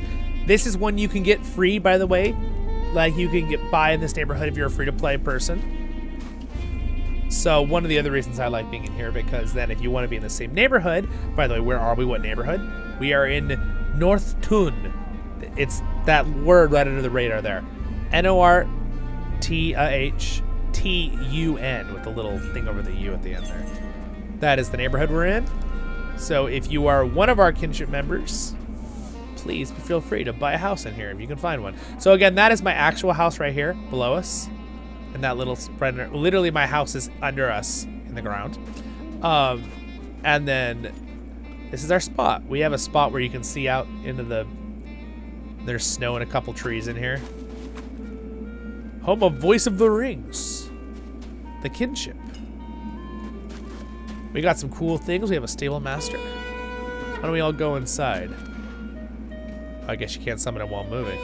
All right, I thought there he is. Hello, sir. So you can go all over the world from him. And yes, free-to-play people can actually use the Swift Travels to the basic locations too.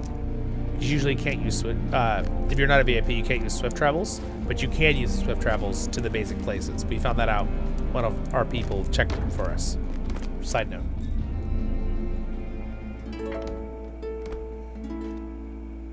We accept anybody into the kinship. As long as you're a subscriber, my friend, and you're on the same server to play with us, you are welcome to join. Those are all free things. This is our kinship house. We're obviously growing. We have a good amount of people who are actually in our kinship now, though, and actually people who play. There's probably like, I don't know, 15 of us that get on a lot now. We're trying to get more and more because obviously I want to have as, you know, officers, that stuff. And guys, by the way, anyone here right now, if you want to join our Discord and you know what Discord is, there's a link. I'm pretty sure I updated it in the description. So we're on CrickHollow. What's up? We're on the server CrickHollow. There's lots of good servers though, so I understand if you're on a different one. There's like 5 really big ones in the US, like Arkenstone, Landreval, is it Brandywine? Is the other one? And then CrickHollow, and there's one other one. I always forget. I always start forgetting which ones. It's a badger. That's pretty cool. You made it yourself. That's awesome.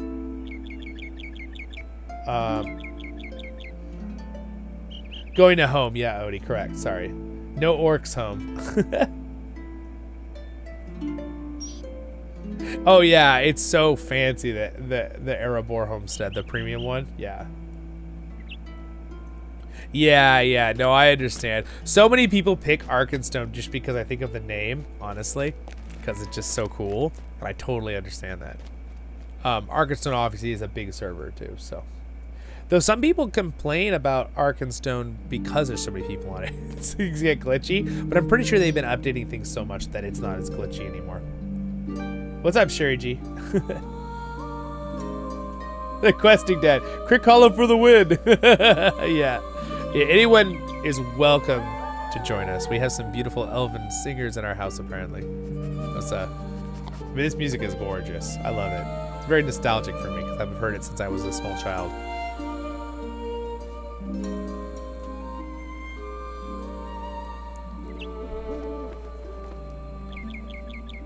We get a house in Orgrimmar, Elbin. Wrong world, my friend. Wrong universe. You know, you gotta like hop through the Narnian portals to like change realms. I always thought that was funny that C.S. Lewis had that in his world, that those rings, that his rings, right? You guys know The Magician's Nephew? How many people have read The Magician's Nephew? It's the book before the What Lion, the Witch, and the Wardrobe. Anybody here? I could give you like a brief summary, but I love it. It's a great book.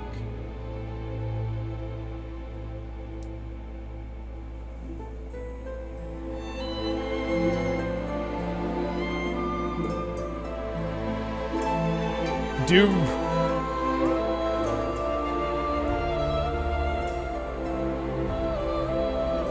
So the way that LOTRO does it is that dwarf is just dwarves. So like there's just the one like there's just like the one-sided model, so there's not like a female model, but like they have now female dwarves that they in the lore of the game, and they have slightly different voice actors that sound more female. So basically they're holding very true to the fact that Gimli says that, you know, you can't really only dwarves can tell the difference kind of thing. So you can't just make a female dwarf, but you can make a character a female dwarf and roleplay as it. I mean, if you tell your friend that. But the model are all going to look just like the generic models they have.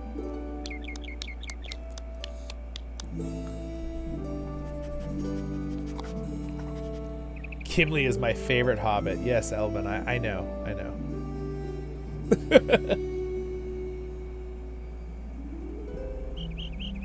So pretty much Butterworth, it's just they have the models that they've always had for the dwarves, and that's just how that works with that.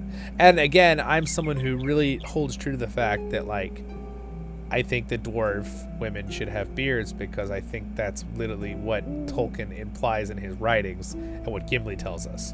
So I understand that like some other series and stuff have made it where they don't.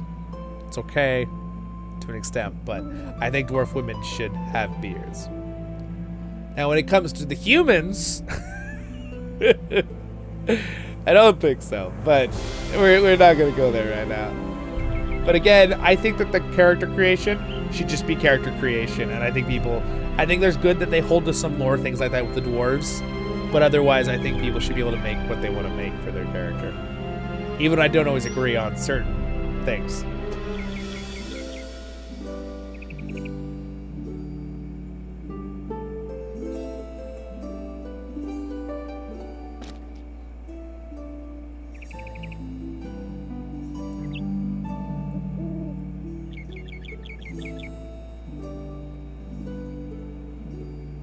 Yeah, sure, G. That is true. That's really the only dwarf woman we know a lot about. It's literally Dis, which was the mother of Keely and Feely.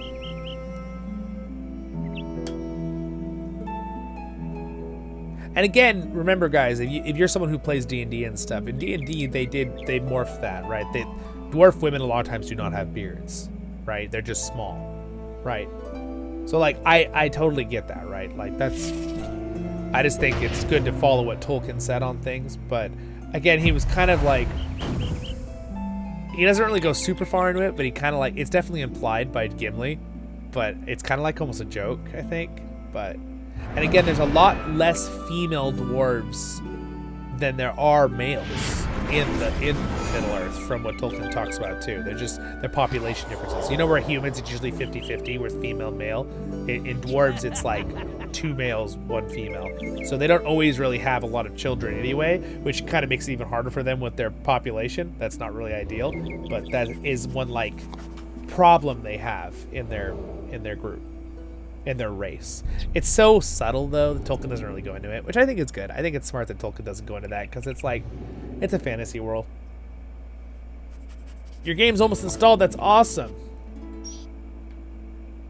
Yeah, it was a little too much drama. I agree. I'm at a certain point where I'm just like, too much drama. Moving on. You never see the children. Yes, yeah. And dwarves consider themselves adults at 50 because dwarves live like about 300 something years. 350-ish years is like a very, very old dwarf. Zollin, if you guys are curious about Zollin's lore, Zollin lives to 398 years old and dies peacefully. But he lives very old. Zollin is a very old dwarf. That's not usual. The only other dwarf we know that lives a really, really long time is Dwalin. And Dwalin lives to 349? Like 350 years? Really, and Tolkien tells us that. So we know the dwarves can live pretty darn long. They were blessed with... Wow, that thing's loud, that creature.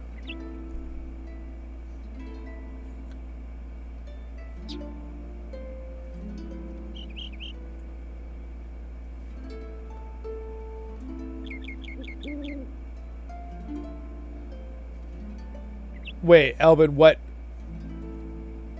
You talking about real life? Is that really the case? I thought it was about 50-50. Am I totally wrong on that? Doesn't look a day over 90.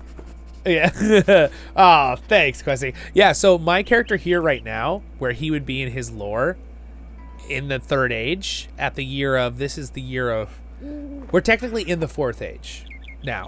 At the end of, if you've done all the expansions of the game and played, we're at the Fourth Age. Zollin would be, let's see, he was 18 when Smaug attacked Erebor. So Zollin is like 100 years old here, like almost 100. My character. So he's young. He's a young dwarf.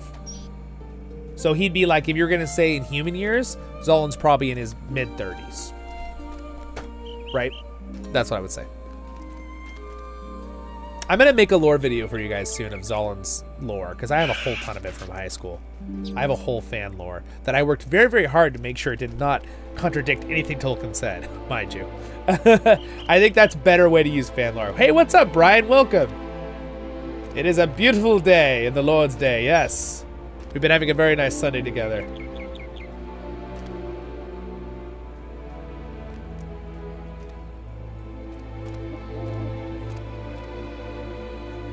I'm rooting for Halbrand. Buttersworth. Got it. All right. Anyway, we're at our kinship house right now, guys. For you who just hopped in, we are just chilling, hanging out, having fun conversations. We've been talking about a lot of geography and stuff today too. We went through a lot of stuff, didn't we?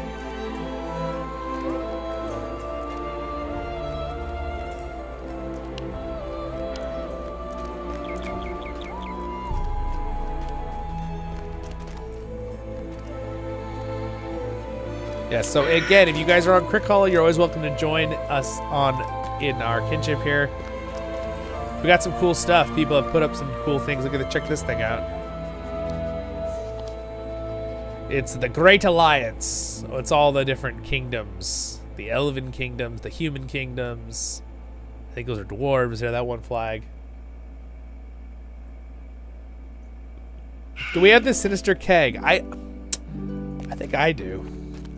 This is just a regular keg. You can still use it though. I just drank out of it. Made my character feel a little bit lightheaded. So the Sinister Keg will actually teleport you. So if you guys don't know what the Sinister Keg does, this is a cool little area though. Look at this, it's kind of cool.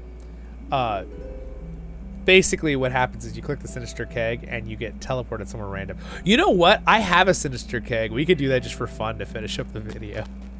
Do you guys all want to go? Do you guys want to go real quick to Dol Amroth homestead and use the Sinister Keg at my other kinship's house? Because I don't think I have one in here right now. Everybody's dancing. Scary sounding little crab creature though. Look at how cool that thing is animated. It's pretty cool. Yeah, it's a little scary. Oh, you guys are using the sync dance? Nice. Yeah, you can all dance at the same time if you use /sync dance. And then the kind of dance. All right, I'm gonna take a quick travel to my premium house. Can you guys get? I don't know if you guys can just get there very quickly, but can you visit my house with travel to kinship member's house? Forget, because you can use that. This is a little trick, by the way. I should probably make a guide video on this. Honestly, we should test this out. The travel to kinship member's house. Return quickly to a kinship member's primary residence. This skill is interruptible. To use this skill, you must first visit a kinship member's house by using the visit button on the kinship tab. Oh, okay. Okay, so you guys can go into the kinship tab, go to me, and then maybe not. Maybe that's not it. Wait. Where does it say it? Visit kinship member by using the visit button on the kinship tab in the social panel. Where's the, you guys see it? Oh, there's the visit right there. Okay, so you click on me and then a button will pop up and it'll say visit. The selected kinship members has not specified a primary residence. Oh. Okay, so you all have to do this. You have to go to your housing and then you have to click this, which makes your little star. So you should be able to travel to my house with that ability, guys. So because my primary residence is this this house. So if you guys click on me, you should be able to click the little visit button. And then it should bring you to this house if you're in my kinship. Test it, quick, do it. I want to see if it works. Hey, what's up? Larson, how's it going? Welcome to the stream, my friend. Guys, thank you for liking the stream. I appreciate it. I see lots of likes. I appreciate it. Thanks, everybody. We got lots of people here. Feel free to ask me any questions, guys. We got a couple more minutes, so if anyone's got any Lord of the Rings questions or Lord of the Rings or lore-related questions or whatever, I'm happy to answer. That's why I'm here today. Hope you're all having a nice Sunday. Or if you're watching this later, whatever day of the week it is. Anyway, so that's the island out there. Oh, good. Someone was able to get here. Aha! Did it teleport you over? How did that work? Explain. Tell me every detail. How did it work? Did it just teleport you in, or did you have to click the travel to kinship? What's the meaning of life, Elvin? That's a hard one. I had to get all philosophical and go into my beliefs. Let's stick to Tolkien right now. It worked smooth. Okay. Did you just click the teleport button on the kinship thing? Like, did you just click visit and it worked? Or did you have to click this travel to kinship members ability? I have it on my bar back here behind me, mind you. That's why. See, I have it right there.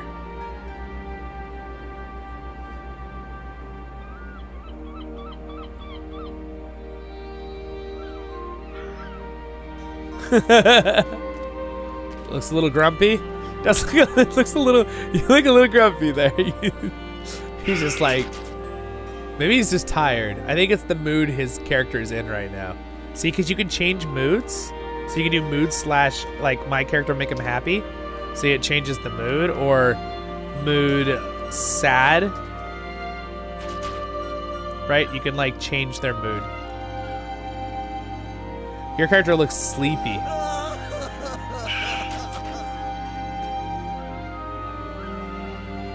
What? It ain't working? Oh no, wait, you're here. It worked. All right, sweet.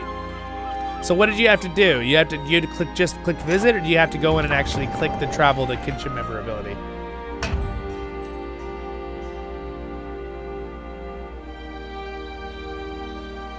And poof. Whenever I hear poof, I think of that time in the Harry Potter when Slughorn and the Half-Blood Prince, right, in the movie, he's like telling him about the little fish in the bowl, about what his mom with the spell, the little. You guys remember the part where he's telling Harry Potter, and then he goes, and then it just disappeared and went poof, poof. Whenever I hear poof, I think of that now. That scene is so well done. That actor he's amazing. That's just that scene always gets me. You know, it's so well. He's such a good actor. Anyway, this is my house here. This is my primary residence here. I forgot I moved this the other day. I gotta move it back. It's a little bit janky here. 1 second. Let me just do there. Oh, I want to rotate it. There we go. Ta-da! There we go. My little bust of Thorin here. Thorin, I forget if Zollin. I gotta make sure I want this in my lore for Zollin, but technically Zollin is a cousin to Thorin Oakenshield, like a second cousin. But I have to like think about that more for my lore and make sure it makes sense.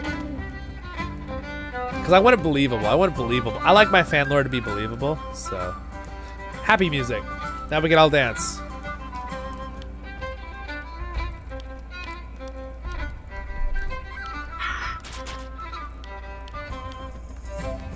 Where's the cliff to fall off? Hey, Elfred, you're still here. Wow, everybody, welcome. There's lots of people here. How's it going, everybody? Hope you're all having a great, wonderful day in Middle-earth. We sure have. We've been exploring. We explored Breland, and now we're just kind of hanging out here at my house. By the way, here's one of the. I did a video on taxidermy, Nick, because I think you're the one that mentioned it in Discord. But here's a cool saber-toothed tiger. Probably could use a little work on those texture updates there for this one though. And then this is a character that you help. She's in a story, and then it gives you this to make this cool thing.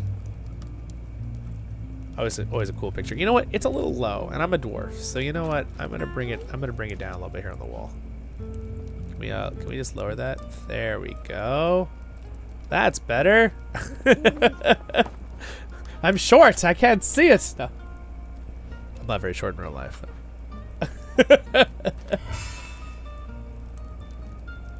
Okay, dwarves get mountain goats. Like the last hobbit. Yes. You want to see a mountain goat? Alright, guys. Let's show them a mountain goat. Out we go.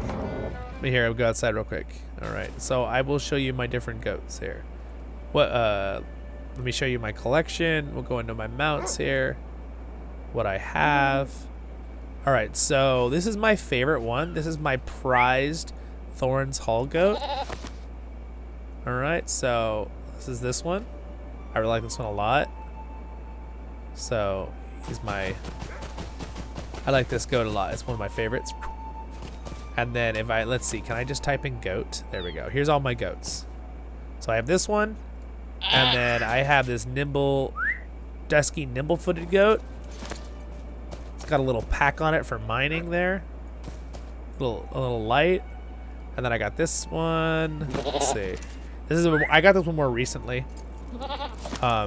He's kind of a cool looking goat. He's got like some fireworks in the back. All right, there's that guy. And then I have this fleet-footed goat right here. These are all my different mounts, obviously. It's really pretty, white one. With some neat looking armor and little money sacks there. Oh, yeah, I found a cliff. Okay, I'm playing a dwarf. You can get a goat as any race, mind you. But just so you know, you can get the mounts on any, like, there's not a race restriction for mounts. But the fact of being a dwarf on a goat makes the most sense. This one is a Christmas goat.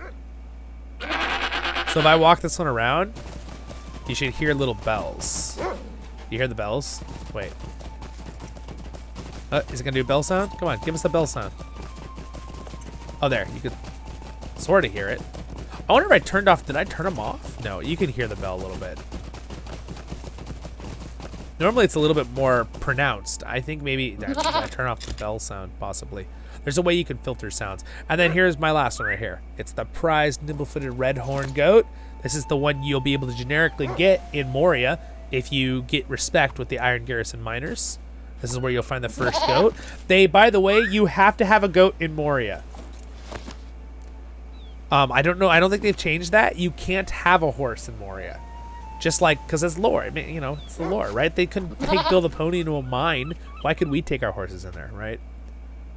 So you have to have a goat. And then we also have, let's see. And then I have a lot of other things too. I have a boar. This is from the, which one is it? This is from the one expansion, the Gundabad, I think. That's my little pig mount right there. So it's my Dane Ironfoot. It's kind of hilarious how small he is. And I just think it's it's fun. And then I do have some elk too. I have this forest elk. It's pretty cool. He's got some serious antlers though. Look at those things. You don't know what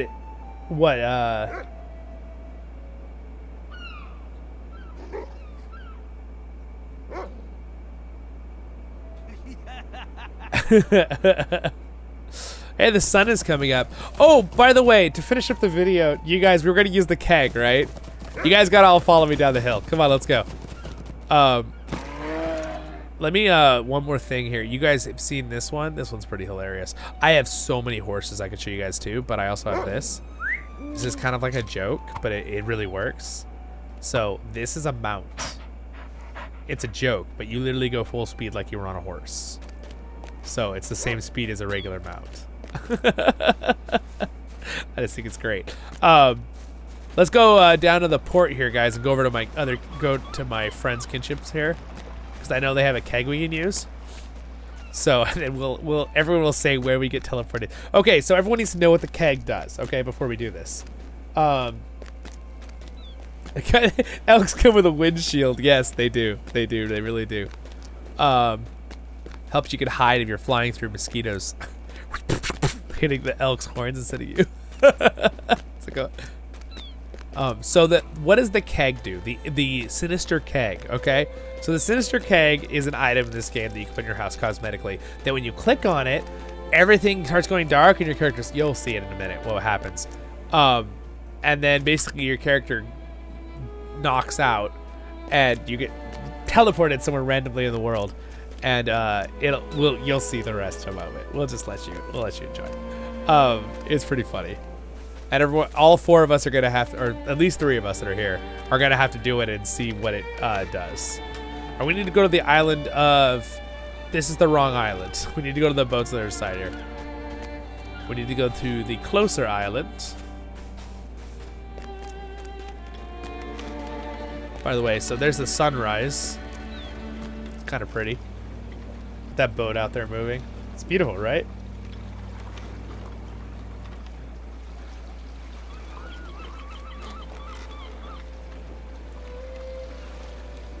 Look at this guy. He's enjoying the view.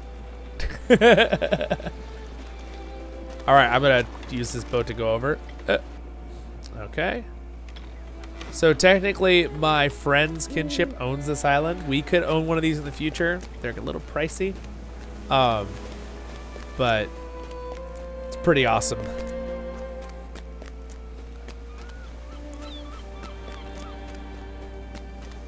Yeah, dude. So home of Raider of the Rings. This is my friend. So you guys should be able to come in though, because I believe it's anyone can visit and use the decorations. I'm sure my friend set it up like that. So everyone is welcome to come in. Wow, look at that view, dude, with the sun rising back there. Do you see that? The fortress in the end there?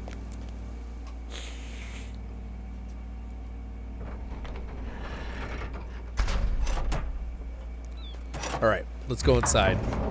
We're gonna use the keg. This will be our way to finish up the stream, guys. We're gonna use the keg. Oh, my character's like having trouble moving around here. All right. Anyway, it's a huge place. It's gorgeous, but I think the keg is upstairs. Yeah, here it is. Here it is, guys. All right, everyone, come on over to the sinister keg, the In League's sinister keg with the big skull on it. It'll be great. Don't worry, everyone. All right, so the first time I used this keg, I was teleported. I was a low-level player, and my friends were like, quick, Zollin, use the keg. And of course, back then I was like barely in high school. Oh, and they were probably all in their 20s or whatever. I don't know. But they're like, Zollin, use the keg. And I was like, what does it do? And they're like, just click it. It'll be fine. And it teleported me from our place. I think it brought me into Moria, and I was a low level at the time. It put me into Moria, and it put me up in the Foundations of Stone, which is where the Balrog and Gandalf fall in that horrible abyss, and like, but up on the roof, like on this thing where you can't get down without jumping and like dying. It's the most hilarious location. So anyway, oh, there goes Odie. I wonder where he'll be. Let's see if we can see him on the map. Wait. Oh, wait. Odie, it sent you to... Interesting. It sent you to that place, huh? Interesting. He's over in Angmar. All right. All right, I'm going to drink a toast to everybody on the stream here. See what happens. Oh, delicious. Hope you guys don't get a... Oh my god. Uh-oh. Somebody else just conked out. Oh, our character's all drunk. Oh no. Oh. He's out. Now what's gonna happen? What? What? Wait.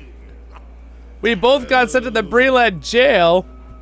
They're like, you drank too much. You're now... Oh, gosh. Look at that. That effect is, like, horrible, though. Look at that effect. So this is what happens when your character's drunk in Lord of the Rings Online. I wouldn't know. I don't drink. But... anyone? Is this accurate? My character. He's all freaking out. Oh, by the way, here's what it says. And it goes, huh?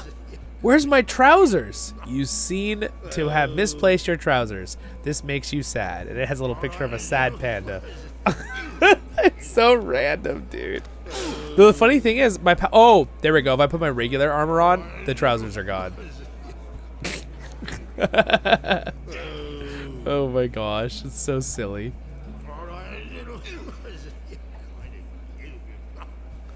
That's so funny, dude. So obviously they come back when the effect wears off. So of course the trousers should come back in 40 seconds. But. All right, irony at its finest. Yep, I'm gonna go put myself in a prison cell, guys. I'm just gonna do it because I'm an honorable. Here we go. Okay, I'm just gonna go in here for a little bit and close the gate. All right, guys. Guys, Andy Griffith, Barney 5 got me. I'm stuck in jail until I'm no longer. There we go. I'm just gonna role play. I'm just gonna lie down in this this cot right here, this bunk bed, whatever you want to call it. Ugh, I'm at the wrong spot. If you ever want to lie to bed, what you have to do is your feet really don't move when you lie down, so you have to like get the right angle for your character, and then you have to like that should be sort of in the middle of the bed. There, that's fine. There we go. My guy is in jail. It makes what's his his name? Odie? No. Not our Odie. I forget what the character's name is, but Andy Griffith was a great series, dude. You guys watching that? Any of the reruns from that? It's so, gosh. Do you guys, fun little story. My mom got to meet I forget what's the actor's name, but the actor who does Barney 5 or Fife, however you say it, the deputy in Andy Griffith, the little skinny guy who's so funny. She got to meet him in real life one time because she grew up in Palm Springs in California. We don't live near that at all anymore. But basically he was out there golfing and she was out on a thing, and they were out there, her and her friend, assisting the movie stars that were golfing basically and getting the balls out of the bushes, you know, that went in the wrong spot. And she just remembers that she got one of them for him and brought it back to him. And he was like, oh, thanks. Don Knotts, that was it, yeah. Yeah, she said he was really nice. He was just as nice as you see him in the movies. She only said hi to him for like a second, you know, gave it to him. He's like, oh, thank you so much, you know. But kind of a fun little story there. That's one fun thing of being in Southern California. You run into a lot of famous, at least actors. But, yeah. Some of them better than others. More like a lamb. Wait, what did I miss, Robert?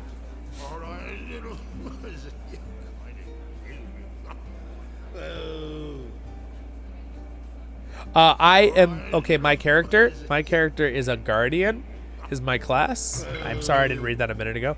And my crafting profession is a armorer. So I have prospecting, metalsmithing, and tailoring, which I do not think I've done Gundabad level stuff yet. No, not really. I haven't really worked on my crafting. Crafting's about to be redone though. Like this next patch, there's supposed to be a big crafting update. So you might not want to work really hard on crafting right this second in case it changes the way things work. We'll see. Cheers, Don Knotts. Yeah, exactly. He's so awesome. Nice. You're in the game. That's awesome. Are you going to be playing on the CrickHollow server with us?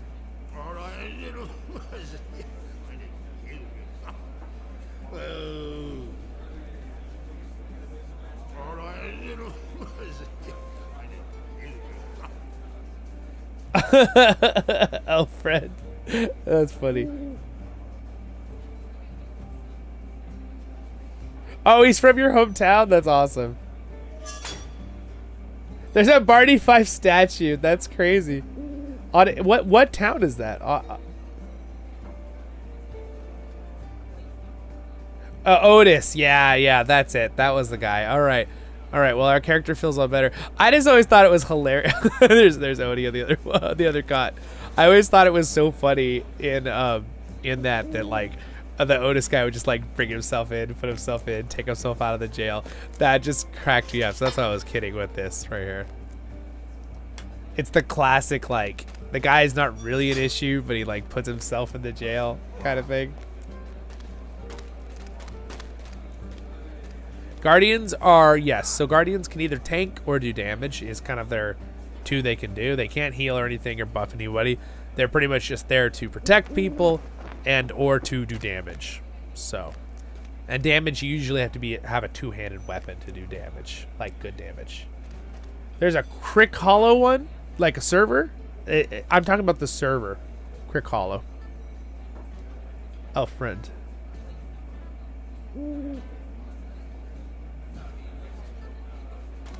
Buttersworth also. You guys, you should check out, by the way, Elf Friend is a friend of mine. Huh. Yes, I even know I'm a dwarf. I have friends who are elves. Has a YouTube channel as well, guys. Just throwing that out there if you want to check it out. It's pretty awesome. Morgantown. Oh, interesting, Brian. Very cool. Very cool. Okay.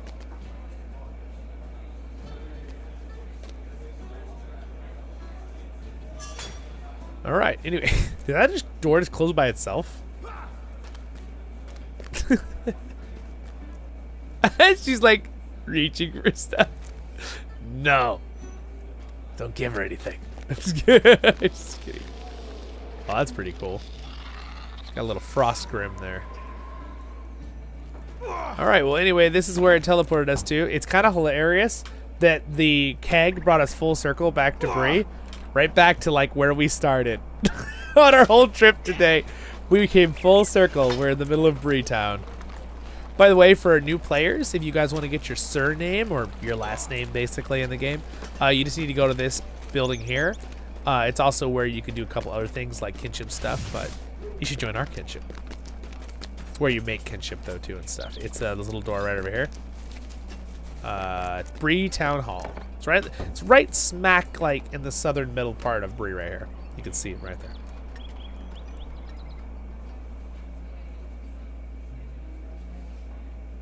Oh, very cool. Very cool. Yeah, Odie's been to a lot of, me and Odie have been to a lot of the same places in like the Sierra Nevadas. We have a lot of the same favorite places. Maybe if sometime we're ever all there at the same time, we can meet each other. Hello, friend. Can I help you with something? Hello there. All right. Anyway, so yeah, this is the person you can do your last name from. And then relations, like children and stuff. This is where you can abandon your children. No, it's terrible.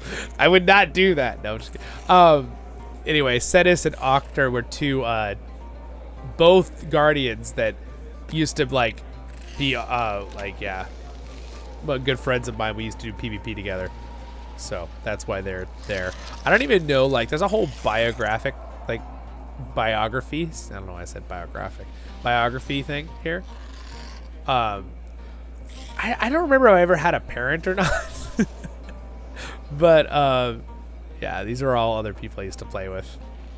There's a whole system on that. I don't know if I think I have a guide bit. I'm pretty sure I have a guide video on biography stuff. Pretty sure I do. Not 100% sure right now, but.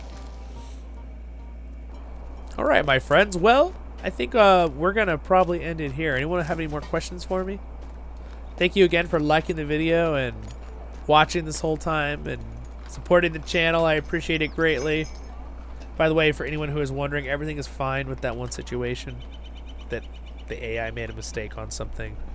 And even though technically YouTube really didn't help me at all, but they assured me that it wouldn't affect the channel, and it doesn't. It's just a little annoying because I don't like being told I did something wrong by the AI when I didn't. So, anyway.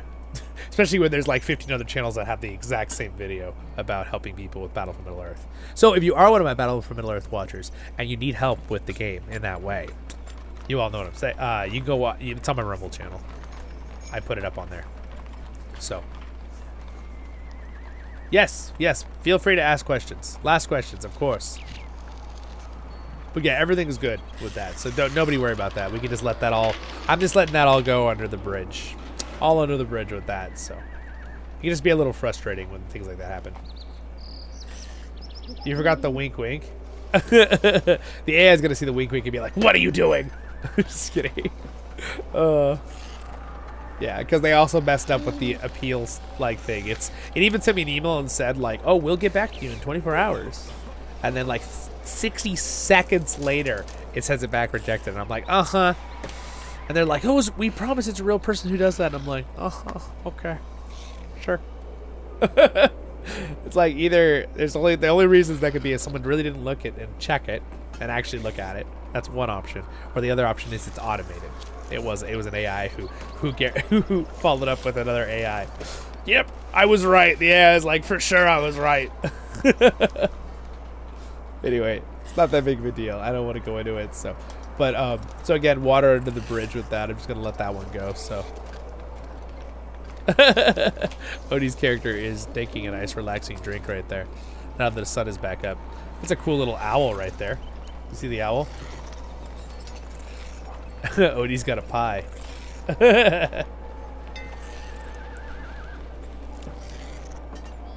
Can champions use a two-handed weapon? Yes. You do not have. They can. You do not have to dual wield with champions.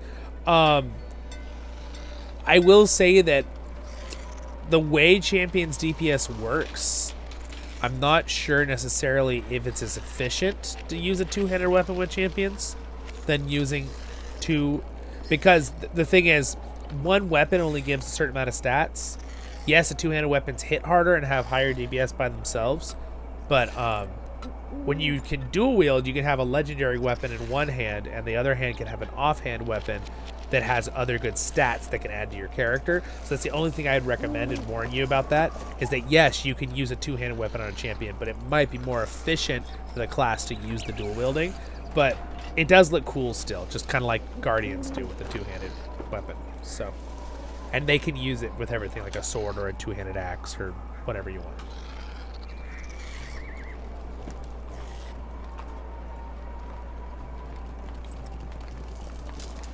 Yeah, definitely. Like, it still works good. And the thing is, because a lot of their abilities are like 3 hits, so like the champions have like all these rage abilities. So like what happens is you can have your two-handed weapon and they'll still hit 3 times really fast with a two-handed weapon. So it can hit really hard and do big crits compared to just like, but again, it's 3 hits with 2 weapons, right? So it's 6 hits. So it just, you have to test the DPS and test. That's where it gets, the game can get really complicated when you're trying to do little minute things. But if you're using a two-handed versus dual wielding, it should be somewhat similar damage until you maybe get to like tiny number changes and crunches at the top with like certain like hardcore things. But as a new player, you shouldn't worry about that anyway. So yes, you can use a two-handed weapon with a champion. Yeah, that is true. What Nick said. Rotation of knowing how to rotate your skills at certain speeds and what you have to use at certain times. That's more important than anything. But you'll learn that as you go. All right, my friends. Well, thank you again so much. I'm going to go have a nice day now, too. I enjoyed this stream thoroughly. I hope you guys did as well. I'm going to go hang out. Me and my mom are going to go get some stuff done, grocery shop, maybe have lunch. So it's kind of nice time to have some a family day.